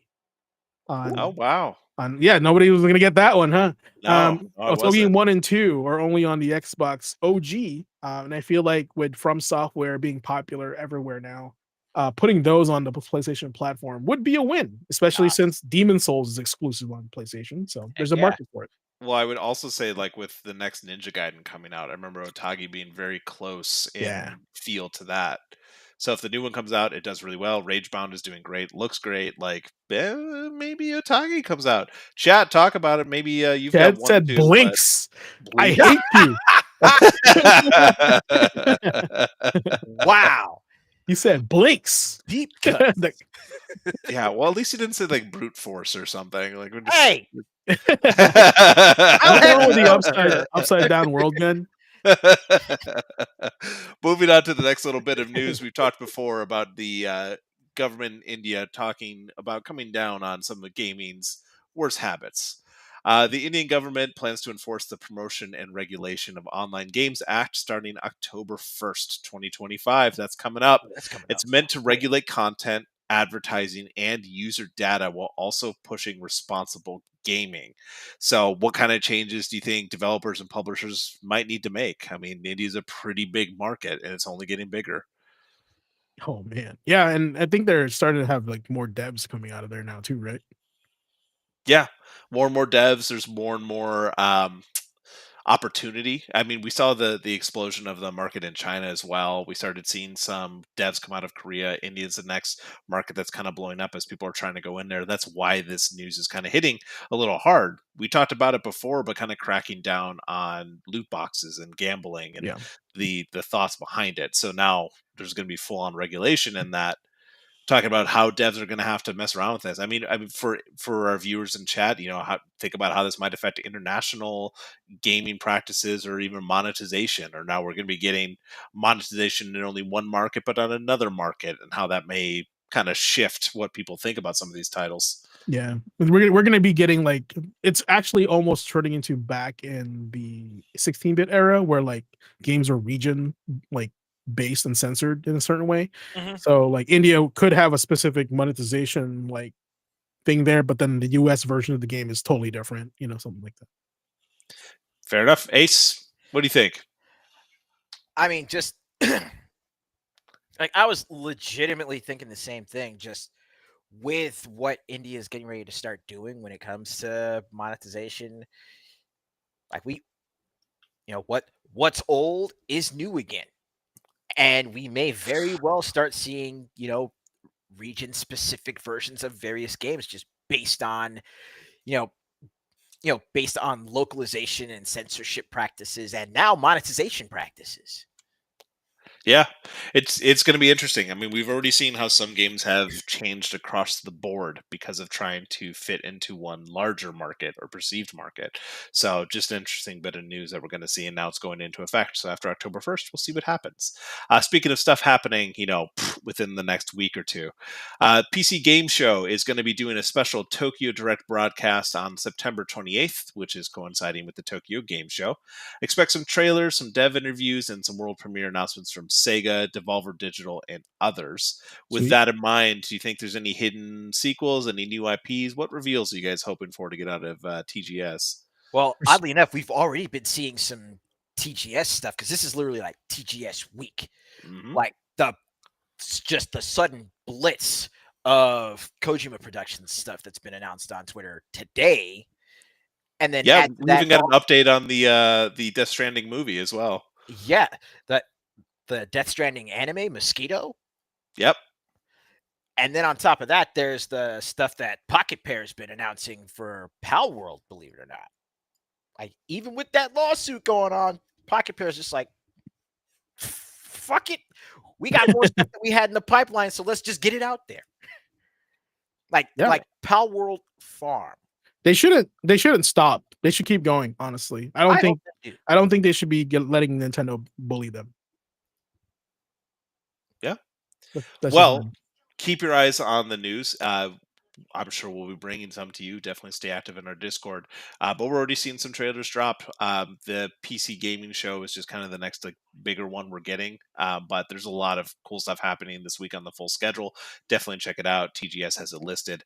If you haven't seen as well, like I think it was 4 or 5 hours ago, the Octopath Traveler 0 trailer dropped. Looks excellent.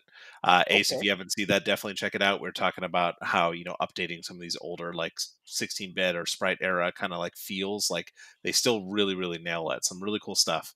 So I won't talk too much about that one, but some quick bites after that. Let's talk about Borderlands 4. Couple things for it. First and foremost, we just found out they are indefinitely delaying the Switch 2 version. It was originally slated for October 3rd as a release date, and we know it's had some performance jank, especially on PC, but Gearbox is taking the extra step to delay this version of the game. Sounds like it's needed, especially after have we seen a lot of Switch 2 launches lately. Moving on to Diablo 4, they have just launched Season 10. James, I don't know if you've been playing that, but it's now available to all the Helldiving Heroes of Sanctuary, so new season of Diablo 4. Yep. We actually found out a little bit more about Bungie's Marathon, more so finding out that it isn't expected to be at PlayStation's September State of Play event. That's been officially confirmed by Sony, who scheduled that SOP, that State of Play, for tomorrow the 24th. So tomorrow morning, get ready for the next State of Play, but there's going to be no Bungie's Marathon. We have been hearing news about the new alpha gameplay that's been happening, and apparently there's been a lot of tweaks to it. So they'll be doing a future kind of reveal of it. We'll see what kind of stuff happens. We'll see if it's still fated to be this big awful thing. I hope. Here's the thing: if the OG design of Marathon wasn't working out and had not a great reception, Borderlands 4 just came out. I think Marathon should have been another Borderlands Sony IP. That would be kind of cool, actually, in my opinion, because there is not a lot of competitors from Borderlands. So I think that would be that's true. A big cap. Yeah, I mean, for being the original looter shooter, not a lot of them are still in the market, or they've changed into different kind of genres. So it's really cool to see, at least for me as a fan of this series, it's really cool to see 4 do well. And that's actually a great segue, because one of the other news bites we have is Borderlands 4 has been out less than 2 weeks, but is about to hit 3 million copies sold. It just passed 2.5 million copies. Woo. So despite Randy's best efforts. Jokes aside, one interesting note on these current sales is that despite that jank on the PC, 1.3 million copies of that 2.5 was sold just on Steam. So a significant portion of that was done on PC sales. little bit more news about Xbox while we're here. Xbox has actually disappeared from Costco. I don't know if you've seen the news about this. Both What? the US and UK websites no longer have search results available to folks, but PlayStation and Nintendo still work. So maybe that price increase that just happened because they just raised prices on their consoles right on the back of like poor sales numbers. Maybe that's scaring retailers off. What do you two think? It's honestly that's wasting inventory space for them if they're not moving. If I saw on my analytics that not one Xbox One console has been sold in the last 6 months, I'm like, I'm just gonna keep this regular price and get rid of it, or ship it somewhere else where I can put things that sell in my store, right? Yeah. I mean, it's not very often that you have a video game console that appreciates so soon after Yeah. its launch. Like now, I was originally thinking, like, man, I'm not really playing my Xbox. I just invested a little bit on my PC. I still have some PlayStation games I play with friends. I don't really use my Xbox that much, and a lot of the games that I want to play are on PC Are on anyway. PC. Yeah, Right. they So I run was better. thinking of getting rid of my Series X, and I'm glad I didn't because now it's worth more. Yeah. That's cool. I mean, um, PlayStation the same thing too. So Right. And let's be honest, there's some things about Costco where I will go in and the next month, not the same product's going to be there. They have a very specific amount of space. They have a lot of different inventory they have to shift through. This could be one of those things, but it is kind of surprising. It just happened, fanfare, nothing said. And the other consoles are certainly available on the sites. But yeah, Xbox disappearing from Costco, maybe the first of some other places doing that. Interesting news. Hey, Steph, while I got you here for the 50th, let me ask a very important question. Do you guys have PlayStation trophies? uh like Any? the actual No, trophies. no, no, just in games. Oh, Oh yeah, Yeah, 100%. right? How many platinums you got? Under 10, I think. Ace? I gotta look it up now. Ace got 5. He knows exactly what he's got. I'm not platinuming Yakuza. We've been through that. I just God can't no. I can't get through Mahjong. I don't have that much time in my life. But just so you know, they're worth much more than just showing off your EPing to people, right? Sony's launching franchise rewards. So if you haven't heard about this, this lets players access and purchase exclusive merch if they have certain in-game trophies unlocked. So I don't know how you two feel about this. What do you think about this as a scheme? Because for me, That's terrible. it's one of those things that you remember when we'd go to PAX and they used to give away free stuff, like free merch at every single kind of Yeah. booth you'd go up to. I remember going to the Bethesda booth when like Fallout 3 was a thing, and they had like a t-shirt for each of their games. You're just grabbing them out of bins, find your shirt. And I had that. I had one of those shirts, like a resistance shirt or not a resistance shirt, but a style shirt for like a long time. Great stuff. And then we started slowly seeing this thing where all of a sudden all the booths had merch booths. You had to keep buying kind of thing. I love the idea of a lot of these rewards things. Like Nintendo did it, Microsoft did it, PlayStation's done it. There's a lot of different iterations. I'm sure we can have an episode talking about like just rewards and cool swag that we could get. But now let me share the screen of what I'm talking about. It's starting with Ghost of Tsushima as the very first game. So you get these trophies in the game, and it's like, cool, now you get access to exclusive merch. It's like, oh, that's kind of cool that you have to buy. So, for example, if you get the Living Legend Platinum trophy, you can buy a pin. If you get the Mononoware Gold trophy, you can buy a t shirt for $30. Okay. Okay. Hold on. Stop. Yeah, what do you think? This What do is you think, weird guys? Knee jerk because reaction. like, what if you're just bad at video games, but you really want a shirt? Like you're literally putting like a barrier, a skill barrier on purchasing products. Seems kind of unfair. But you can still buy other products. It's just these are exclusive to the gamers that have the wherewithal to get the platinum trophies or hard to get trophies. It's a cool Ugh. like bonus, but like me having to go to the site and then having to buy it, that I don't know about that. Like if it was I like think if you get the trophy, discounted, but yeah, I think that would have been better if you can still buy it without having the trophy, but if you show that you do have it, you get some sort of like 50% off, free, whatever, because that's time and effort. Like, ain't nobody got all that time, bro. You know what I'm saying? So, I see Jay goes to chat saying no thanks, but Chad, let us know what you think. Ace, you've been making some faces. What do you think about this? That's a no for me, dog. I'm gonna he's say out it of flat line, out. but he's right. Yeah, right. He got the spirit. Speaking of rewards programs, PlayStation already had something decent set up with the PlayStation Stars program. I mean, they pretty much So had it, kind of like with yeah. Club Nintendo, where you would get credit for games that you purchase. And if you had, if you like, the moment you install a game and, it registered on your system, you would get credit based on the PlayStation Store price for it. Or if you got it digitally, then you just get the credit right there. But, if you got points, then you could use those points to get like, $5, $10 sometimes. You get, PlayStation Store credit with those points in addition to, different little collectibles or, extra items that you can get on the PlayStation Store. But now, not even that. All right. Yeah. I'm Like I'm Jago's kind of just said. rescinding my comment here. The reason why I had to it is because I'm an adult, right? And I don't have a lot of time. But imagine if you were a kid that didn't have a job, but you did have a PlayStation. This is awesome. Because like imagine like remember when we were kids and we had those like Capcom points, Mhm. right? Like I get it. Like when you're a kid, this is awesome. It's more opportunity for me to get cool stuff. I have a lot of time in my hands, right? But like as an adult, this is still rough. So I'm just kind of seeing it from the adult perspective, but I can see why this is cool from like another perspective outside of an adult that has a full-time job. I mean, I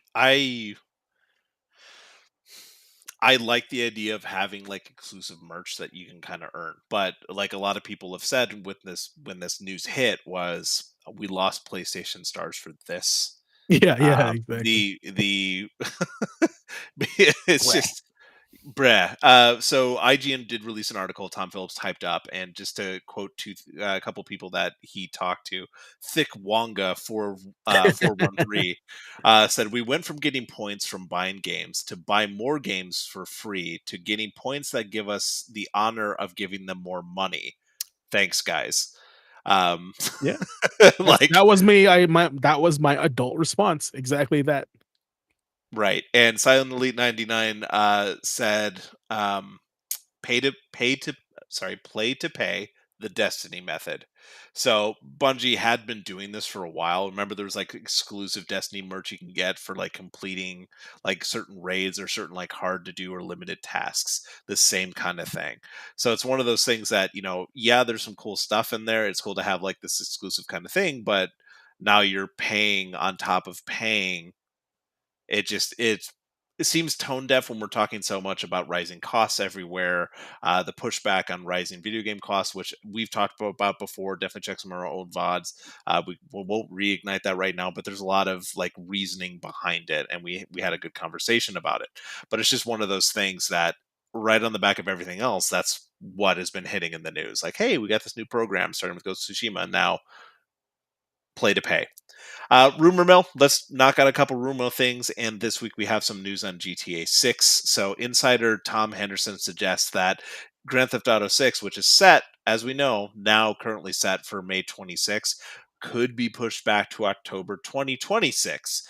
Now, he is saying this based on citing a lot of the ambition shown in the recent trailers. As we talked about, there's a gigantic, I forget exact what percentage, like 67% of all buildings are enterable. We talked about potentially volumetric weather as well in a recent rumor mill. But with that much going in there, it sounds like it could be getting pushed back again, at least to him. And again, he's an insider. He's been talking about this stuff for a while. It could be a nugget of truth there. But again, grain of salt. Take-Two's CEO publicly has maintained the May 2026 date. So we'll see. Feature creep may be a part of this. I don't know what you guys think about that. If you think about that thing being moved again, what do you think the response will be? Like release it when it's done kind of thing, or you're delaying it again after dropping such a hard date? Because remember, before it was just a window. They didn't give really a specific date. Now they've given a specific date, and we keep seeing this like creep of more content hitting these trailers. If they made a trailer for a release date, they need to honor that because it's like otherwise then they're just not gonna believe anything they put out anymore. Like that's kind of like the perspective of that. Now, if they had like a dev thing where they were like, "Oh, we're gonna do this little show of like where we're at in the game," they're like, "Honestly, if we release this on this date, it's not gonna be ready." Right? And I think the fans would be okay with that. The investors would not be. That's the difference there. The fans would be like, "This is awesome. Like, I have some transparency with my game. It's not run yet. Finish it when it's done." But then investors be like, "No, you told me it's going to be coming out here because I'm going to be making money." That's the difference. That why that's like not appropriate for 2 reasons, right?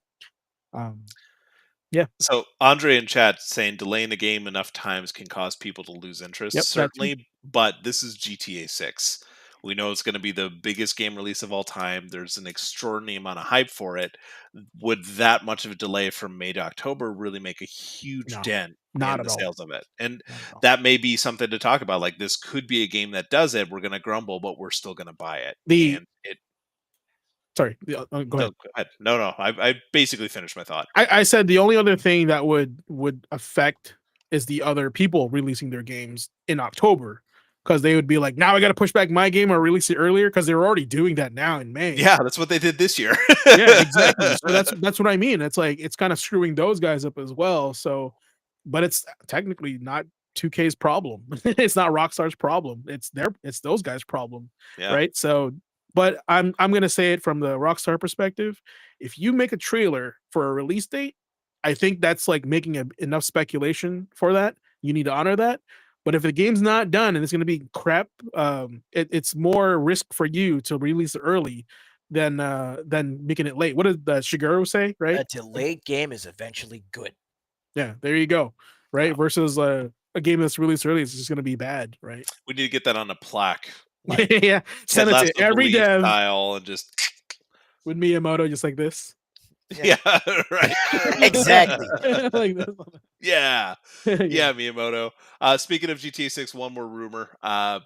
Speaking of, again, that kind of like feature kind of creep, there's been some rumors, this one coming from the Times of India, that say that GTA 6 might feature character aging systems, physical and perhaps even emotional, kind of inspired by what happened in Red Dead 2. So talking about more immersion, more gameplay. Again, another rumor, but after the volumetric clouds and stuff we're seeing here, it sounds like a lot's happening in this game. So we'll see about that release date. According to a leak posted by a British retail worker, the ROG Xbox Ally handheld system could start at about £500 in the UK, which is something we're talking about. The system was confirmed during Gamescom by Asus to be released on October 16th, but the price reveal was delayed due to global tariffs. So if this is kind of like some of those prices being leaked now, we have a better handle on what's going to be in that market. But when it comes to the US, how much higher will it be? It's just an interesting rumor. And again, that was just a leak of that price point because we haven't had a single bit of confirmation. Noted Call of Duty leaker The Ghost of Hope claimed on X that Black Ops 7 would be getting 2 zombie modes this next time around, a standard version and a quote-unquote classic one called Cursed. It sounds like Activision is giving people what they want. I know that classic zombies is still pretty sought after and loved by the community, so we'll see if that rumor comes to be when the next Blops is out. That's what I have for news this week, guys. Awesome. I love it. Yeah, that's so good. We're gonna keep doing that. Season 2. Alrighty, guys, we're gonna go back out here into the world, and we're gonna be covering Ace's segment, the tech. So now we got a little bit something different. He's got something in store for you here today. But if it's your first time here, typically the tech is the segment where we break down the mechanics, strategies, and systems that make games tick. Whether it's mastering weapon combos, uncovering hitting systems, or sharpening your skills with pro-level tactics, this is where we hand you the tools to play smarter, not harder. Led by Ace, the tech is all about turning knowledge into power, helping you level up every fight, raid, and mission you take on. Ace, what you got? What special thing do you have us for tonight? So, as again, seeing as how we're kind of, giving everybody a little teaser, a little taste of what to expect in season 2 of the Gaming Academy podcast. For tonight's session of the tech, we're going to move this from the gym to the lecture hall. Sick. Thank you. Now, you see, with everything that you've learned these past weeks and months, all applicable in the field, sometimes it just pays to stop and think about the mechanics. When interacting with video games, it pays to keep in mind that they're just that, games. And part of what makes classics like Final Fight, Dynasty Warriors, Final Fantasy, even stuff like Overwatch and Marvel Legends, part of what makes these classics classic is the gameplay, the mechanics, the bridge between your skill and what happens on screen, dictated by the context of the software you're playing.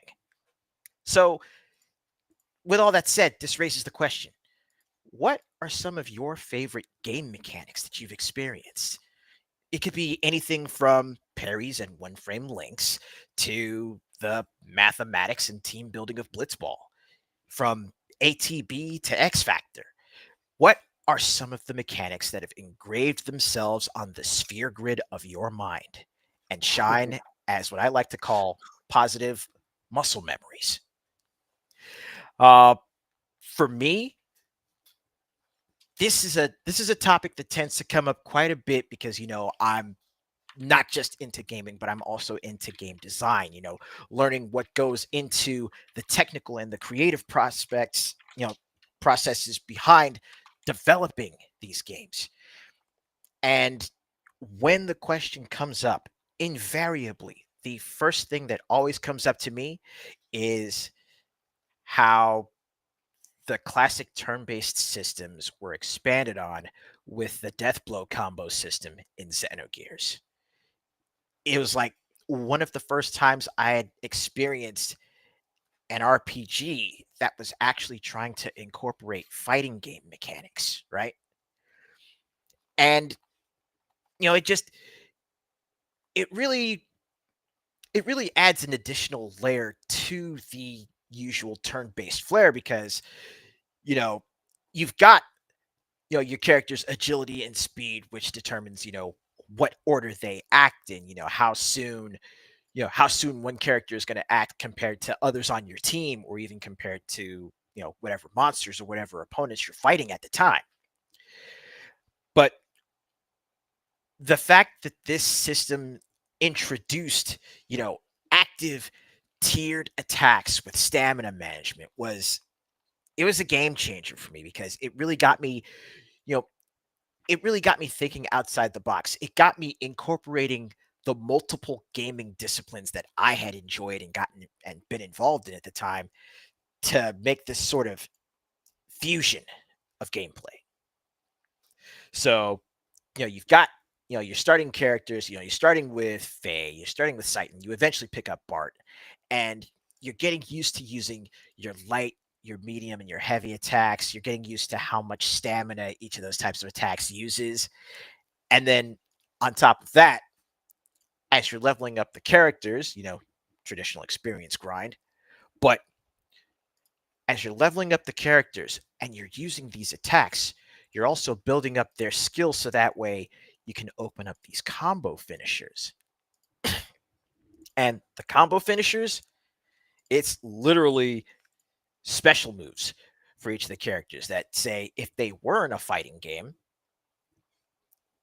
certain skills would likely be mapped to, like, quarter circle forward or quarter circle back with, light, medium, and heavy attack. Or if it's separated into punches and kicks, you'd have those options.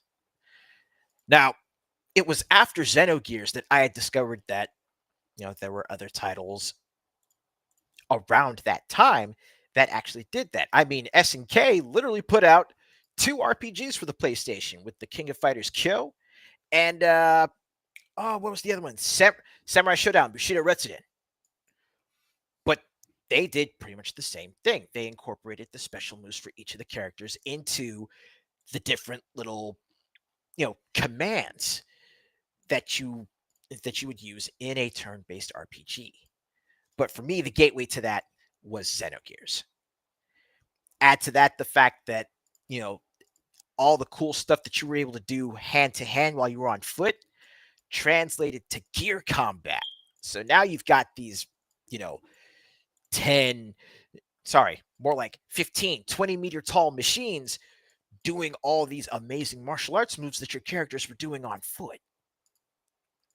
And as you were, as you were learning these moves in these gears, as you were getting used to, pulling all this stuff off, you ran across opponents in the game. You ran across bosses and certain encounters with other characters where they were able to hit you with the same stuff that you could use, or hit you with the same stuff that you would eventually be able to use later in the game as you got those characters on your team. So it raised the stakes. And it was like having both sides of your brain firing, like all of their synapses, just experiencing the game and getting used to actually, having those mechanics at your fingertips and interacting with the game in such a unique way. So now that you've heard me, rant about this and go into specifics of, the combat for Xenogears, chat, and I'm also leaving this to you two as well. What are some of your favorite game mechanics that really stuck with you from just, it doesn't matter what game, what genre, but, what's one of those games where the gameplay had you so hooked and it was so ingrained where you could pick up any controller and it was like you just automatically knew what buttons you needed to hit in order to start actually, interacting with the game on the previous level that you had back when you had played it years previous? Nick, you got one? I'm kind of along with what Ace, no, not Ace, Andre in chat saying. There's a lot of mechanics that pop into my head. Maybe not exactly the same as what you're saying right now, Ace, but things that have kind of stuck with me is either like genre defining, industry defining, like something crazy unique, or just something that I found super interesting that stuck with me through time. And just to throw out a couple examples of things that really, like that thought that you just gave me now, one of them is the not used enough Nemesis system from Shadow of Mordor. I think the way that team used that and how they built it into the game and what it could have been, I think is industry defining. And the fact we didn't get more use out of that or more like Nemesis system in other games like done. I know there was like those rumors about the next Wonder Woman game like leaning heavily on the Nemesis system. Don't know how that would have worked out, but at least for Shadow of Mordor being recognized if you don't kill them, seeing how it like has this iterative effect on the rest of the game. Can you just imagine something like that in a story-based game where decisions are made? Like, think of the next generation of Mass Effect games. If you had like a Nemesis system in there, like if you went up against someone like Saren and the game we weren't able to kill them at the time or something happened and they remember your actions during that and change how they fight against you. Like they know your weaknesses now, they know your strength, they know your build. Like James playing Mass Effect recently, he rolled Infiltrator.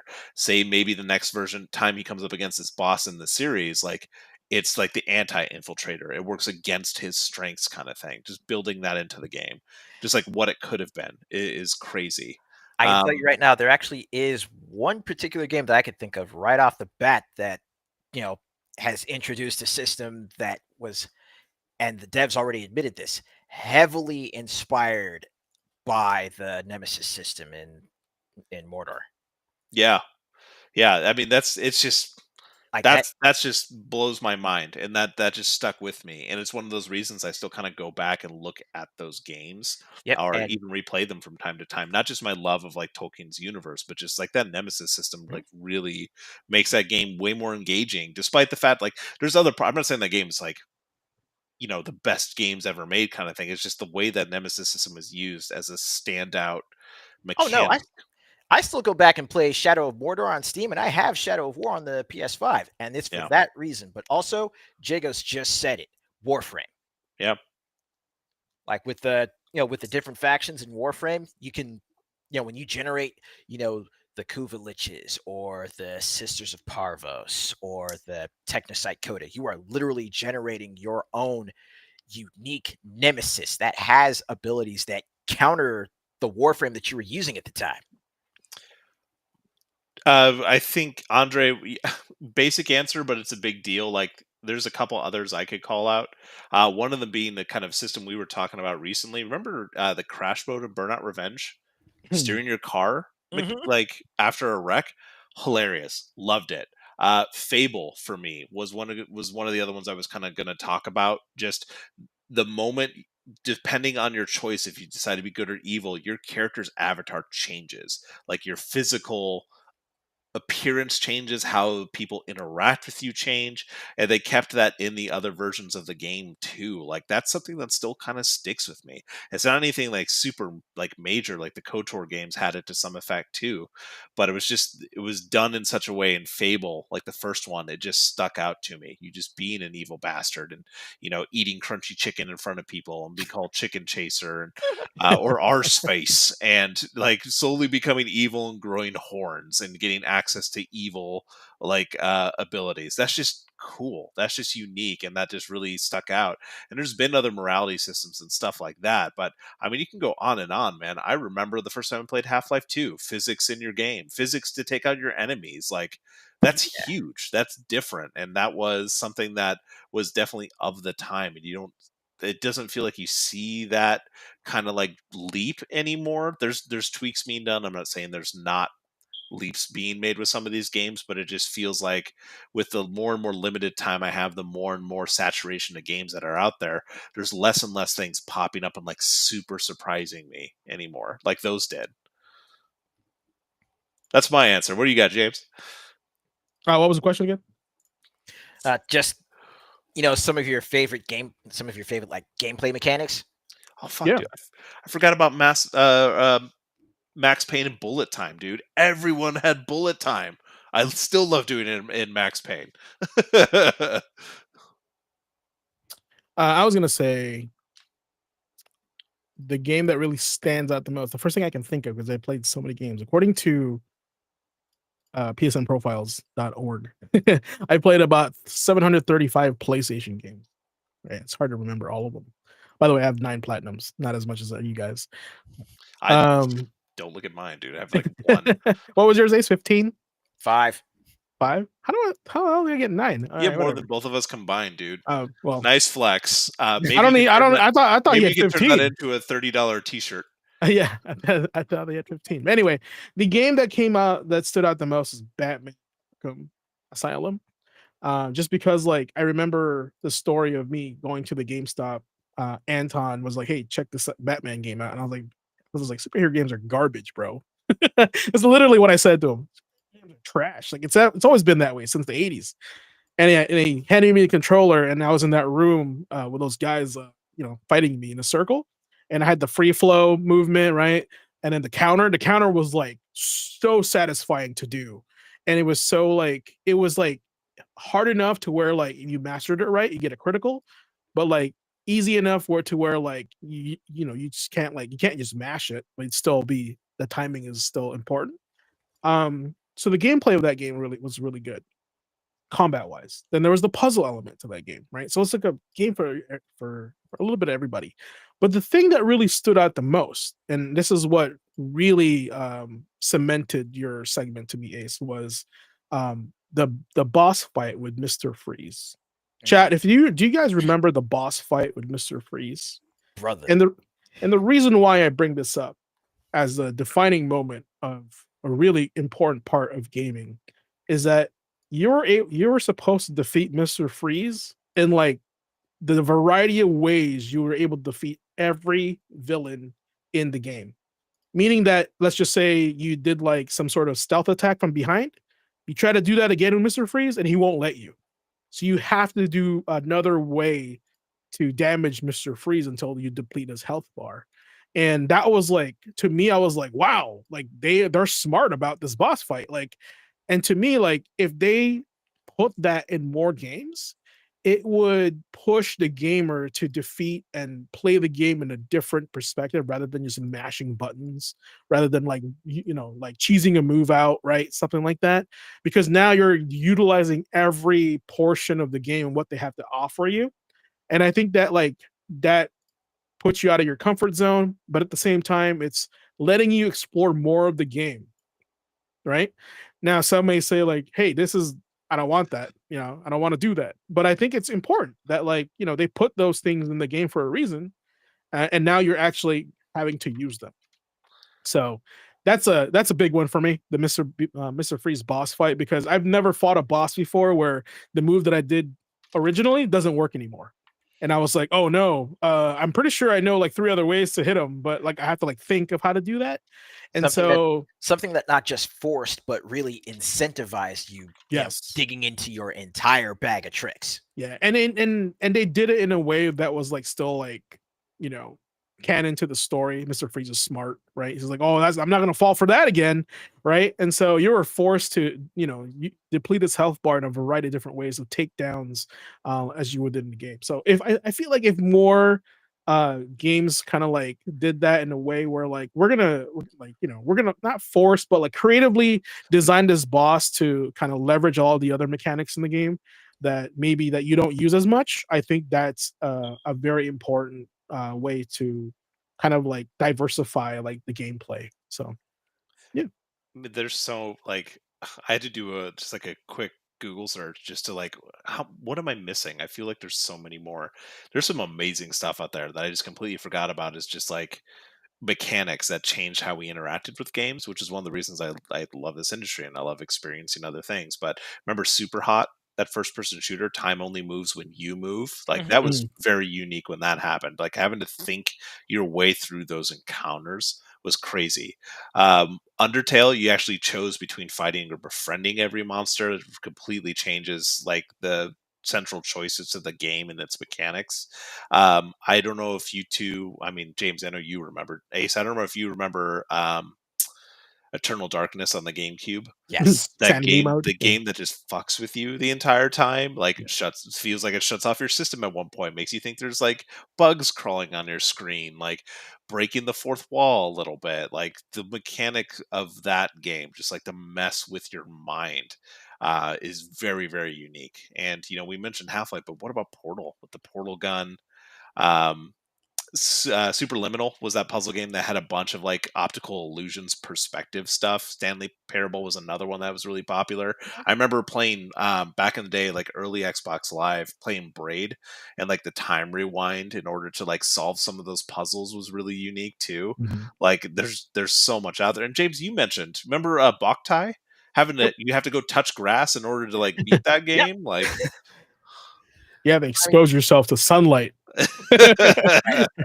and this right here is why I only stuck with, this is why I only stuck with one for this session, because there's so many more that I could think of right off the bat that I could go into detail on them. And I just thinking about it right now, I easily have maybe another 5 or 6 segments worth of this that I could write up.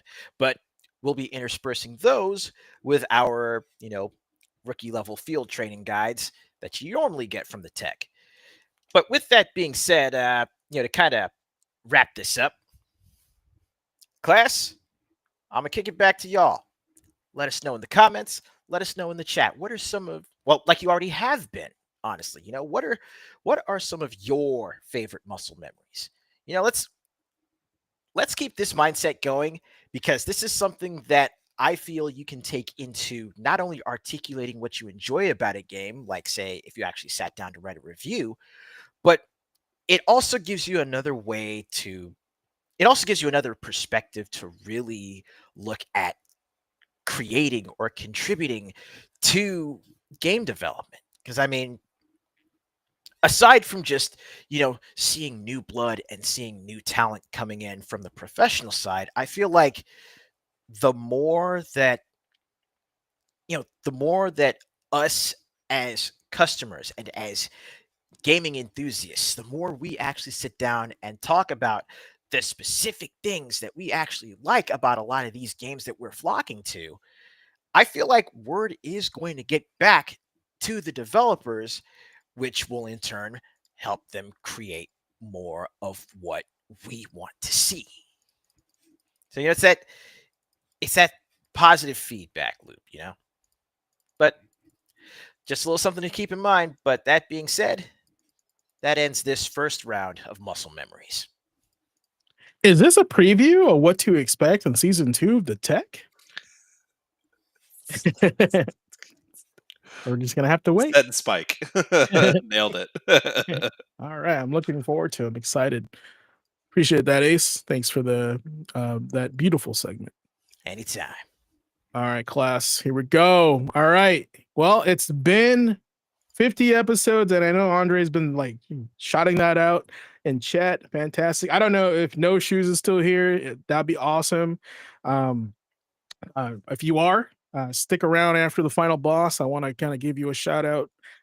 Also there, No Shoes, and where they can find you. I actually, I was hoping that, and this is partially my fault, invite all the guests we had this year to kind of like come on, but I know like maybe that's something we can do more often next year. Maybe that's for Hundo. Yeah, exactly, or something like that. Have like a super, Smash All Stars of Gaming Academy, and then and maybe you'll see us on some other channels on YouTube. You never know. That's why, like, it's good to network. But all right, let's go to the final boss moment here. Let me set this stage up. Where we going? Where we going? Let's put this up here. I can't see that. Oh well, let's go down here. That's good enough. There we go. I was trying to do the same pose like as the image, so I'll do that. But that's okay. All right, guys. If it's your first time here, and some, I know you guys in chat, it's not your first time here, but we wrap up every class with the final boss, a motivational closer where we take lessons from gaming and apply them to real life. Now, think of it as XP for your mindset, inspiring stories, clever metaphors, and wisdom from the games we love. All designed to help you level up outside of the controller. So, all right. So I actually even set up some music for this. Let me know if it's too loud. I'll tone it down. How's that? That pretty good? Maybe down just a smooch. All right. A little bit. A smooshing. All right, let's hear what you have to say. Hold on. Okay, how's that? Is that better? Ace, maybe too quiet now? A little too quiet. Okay. How about now? Perfect. Okay. All right. Here you go. This is the 50th final boss. Well, we started final boss kind of mid-season, but this is it.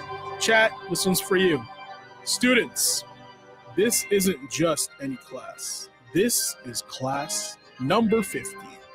1 year of Gaming Academy. 1 year of grinding XP together. 1 year of debates, history lessons, news drops, and boss fights. Now, and like any epic campaign, we've reached the end of our first run. But you already know what comes next. We're not stopping here. We're unlocking New Game Plus. New Game Plus is special. You start again, but not from scratch. You bring every lesson you've learned, every scar you've earned, and every victory you celebrated. The enemies get tougher, sure, but so do you. In gaming, New Game Plus is where the real test begins.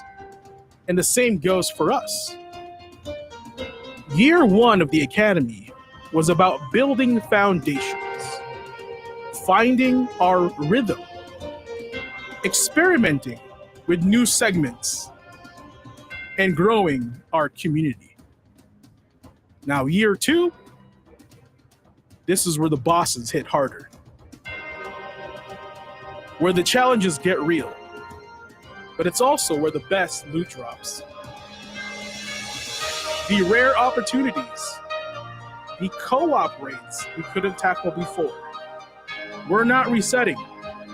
We're respawning together, stronger than ever before. Now, and just like in any New Game Plus, you don't run solo. You run with your party.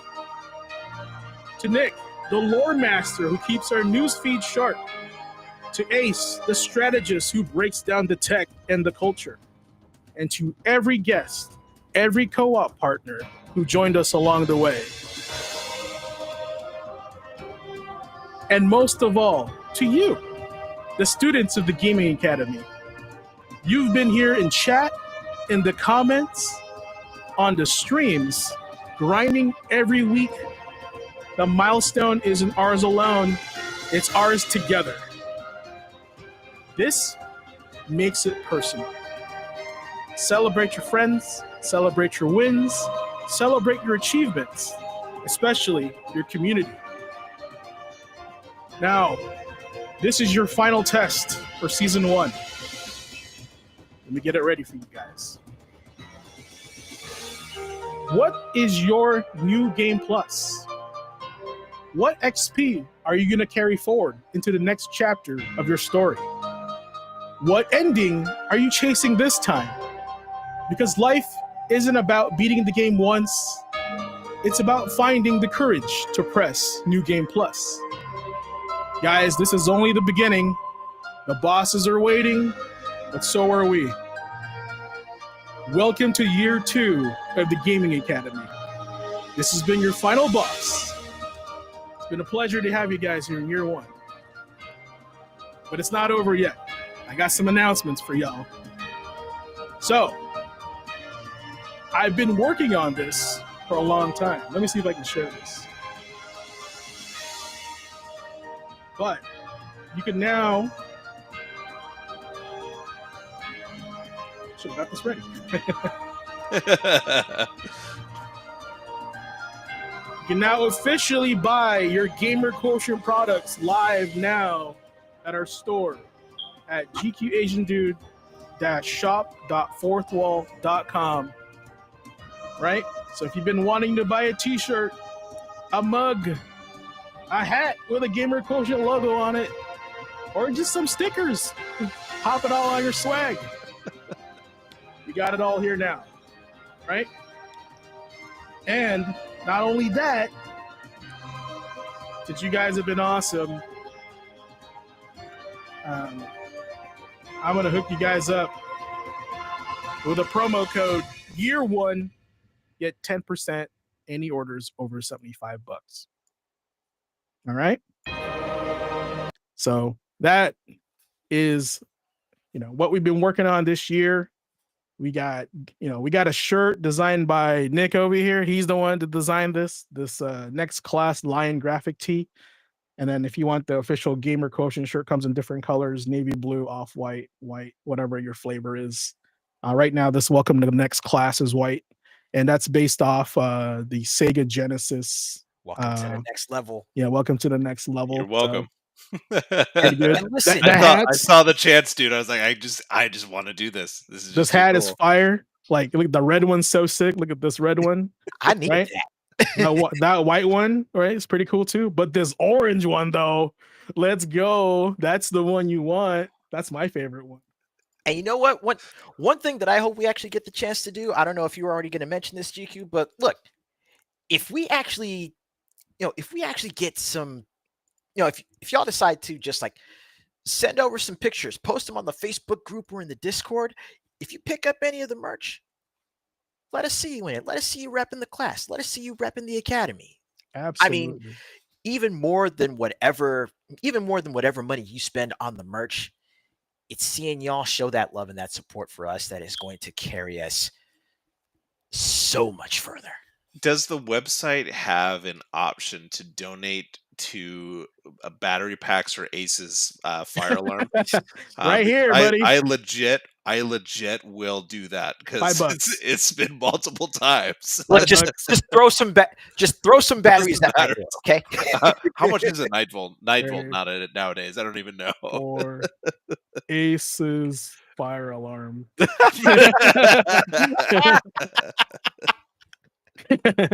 Brother. So guys, that's kind of what I want to share with you guys. Been working really hard on this. This is just the beginning. I want to see what this test run of merch does. If we can get more people in the community rocking it. I know my friends are eager to buy shirts and hats to support, and I know you guys are too. Fantastic. This remember that code year1 gets you 10% off. It's unlimited use until the promo's done. And some news for you guys. This is our last episode for a while, so we're gonna be taking a break here for about 4 weeks. We're not gonna be gone for too long, so won't no gaming academy for 4 weeks, guys. We all need a break, right? Summer But vacation. but we're still gonna be working.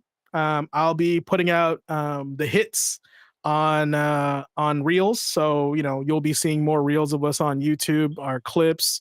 I know Jagos has been really good at clipping a bunch of funny stuff. I saw that in the Discord. The clip master. Yeah, so more of that, please. But For I'll be personally. Ace's like utterance of that noise. Thank you for that, Jagos. Like spot on, man. But I'll be making just clips for advertising the channel more. Like next year too, I want more people in chat, just more of everything. We're gonna need your help on that. I know you guys have been really good. Yeah, share the Discord with friends, man. Let's grow that little community we have there. I love seeing the stuff we come up And with. And Andre, I see you're talking about the SNK tier list again. Get some more feedback on that. and whatever more people and more cohorts that I have, as far as the folks that I interact with on streams and everything, yeah, I'll be reaching out to them saying, hey, we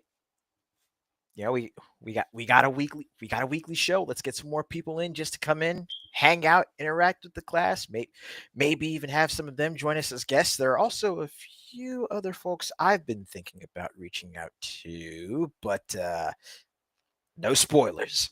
There you go. Yep. Yeah. And at my new everyday gig, I mean, if people finding out that, I was in the industry and I love games and they love games, and maybe we'll have some different perspectives come in. Yeah. So we got a lot of good stuff coming up. This is, like I said, this is not the end. This is just the beginning of year 2. We talk about taking breaks all the time, resting up and making sure we're recharged and revived. And we got more stuff coming for you. I wanted to give a shout out to No Shoes for his latest video on YouTube. I was watching him play this with Jim Squints, his like streaming partner, and this is like a Contra homage called Iron Meat. Oh, that Iron Meat looks amazing. And that sounds like a great gamer tag too. It's literally Contra 3 Alien Wars, but like instead of Red Falcon, it's Red Meat. So yeah, the aliens are like just meat, and then like they absorb. Yeah, they look at that. There's like soldiers that are turned into meat. So it's super cool. I am invested. No, I was like, this game looks cool. Like, and it's got a lot of parodies to Contra 3. It knows its audience. Like, I think there's a part. Is this part 2? There's a part where like fingers come out of a wall and it spreads open, like in that stage, right? So like, and they have hover bikes. So yeah, look, I'm gonna need to get my hands on this, Steel Assault, and Neon Inferno. There you go. And yeah, and maybe we could do like a retro class or something like that. So there's a lot of stuff coming up. And if you guys are in Discord, is there something particular you want us to cover? You let us know. We'll make it a thing. It's just what we're here for. We want to entertain you guys and share our love and knowledge with everybody.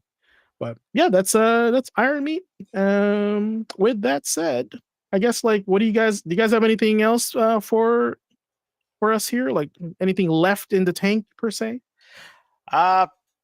Honestly, I just want to say, like, bottom of my heart, y'all, thanks for an excellent year. Beep. Bottom of my heart. Beep. Jagos We're gonna get Jagos on that again. Jagos with the eagle eye here. Yeah, Konami code. Kind of. Look how many lives they have. Oh well, you don't see it anymore. But on easy mode, you start off with 30 lives. Now tell me they don't know that they're copying Contra with that. Oh, they know. It's so fucking funny. But it's been a hell of a year. It's been a hell of a lot of fire alarm beeps. But it's been a blast, and I haven't laughed not just in a with the while. new stuff that I'm going to be bringing to the table, but I'm looking forward to everything that we've got planned for this upcoming year. October, we're going to take that time to rest up, recharge, and we're going to come back and hit it hard. All right. I'm gonna say any last words, but any last statements for year 1, guys, before we move on to year 2? Since we talked about New Game Plus, best New Game Plus, say it in the comments, but I still think it's Nier Automata. You know, I started it and I just like 2 hours in, I was like, I'm gonna play something else. I don't know what That's it is. fine. I'm talking about New Game Plus, but Oh, gotcha. Well, here we go. Here's the last moment of year one. All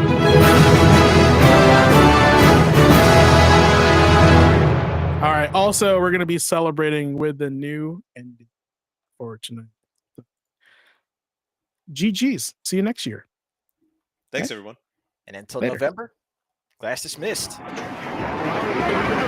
That's not the right one. Hold on. I'll get you the right one. Well, here's first of all, here's it is. Mission complete.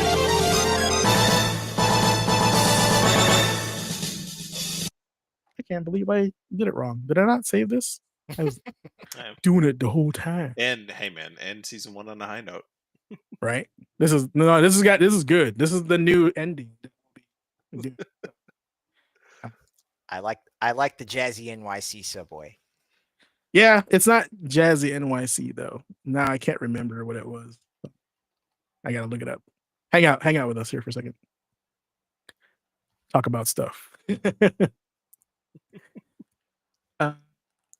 Oh yeah. Okay, there it is. I had to look into my search because I thought I had it ready.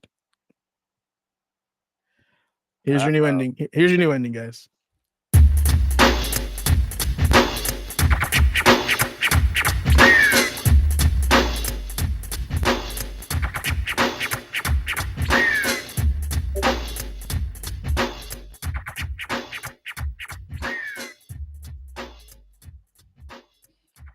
Well, I mean, hell, if we could just find a instrumental of the actual end credits theme from Third Strike, if we could just find the instrumental for that, that would be great for a closer too. Well, this song is called Final Results, which is the best part about it. So, oh yeah, fair enough. All right, beep. Later, guys.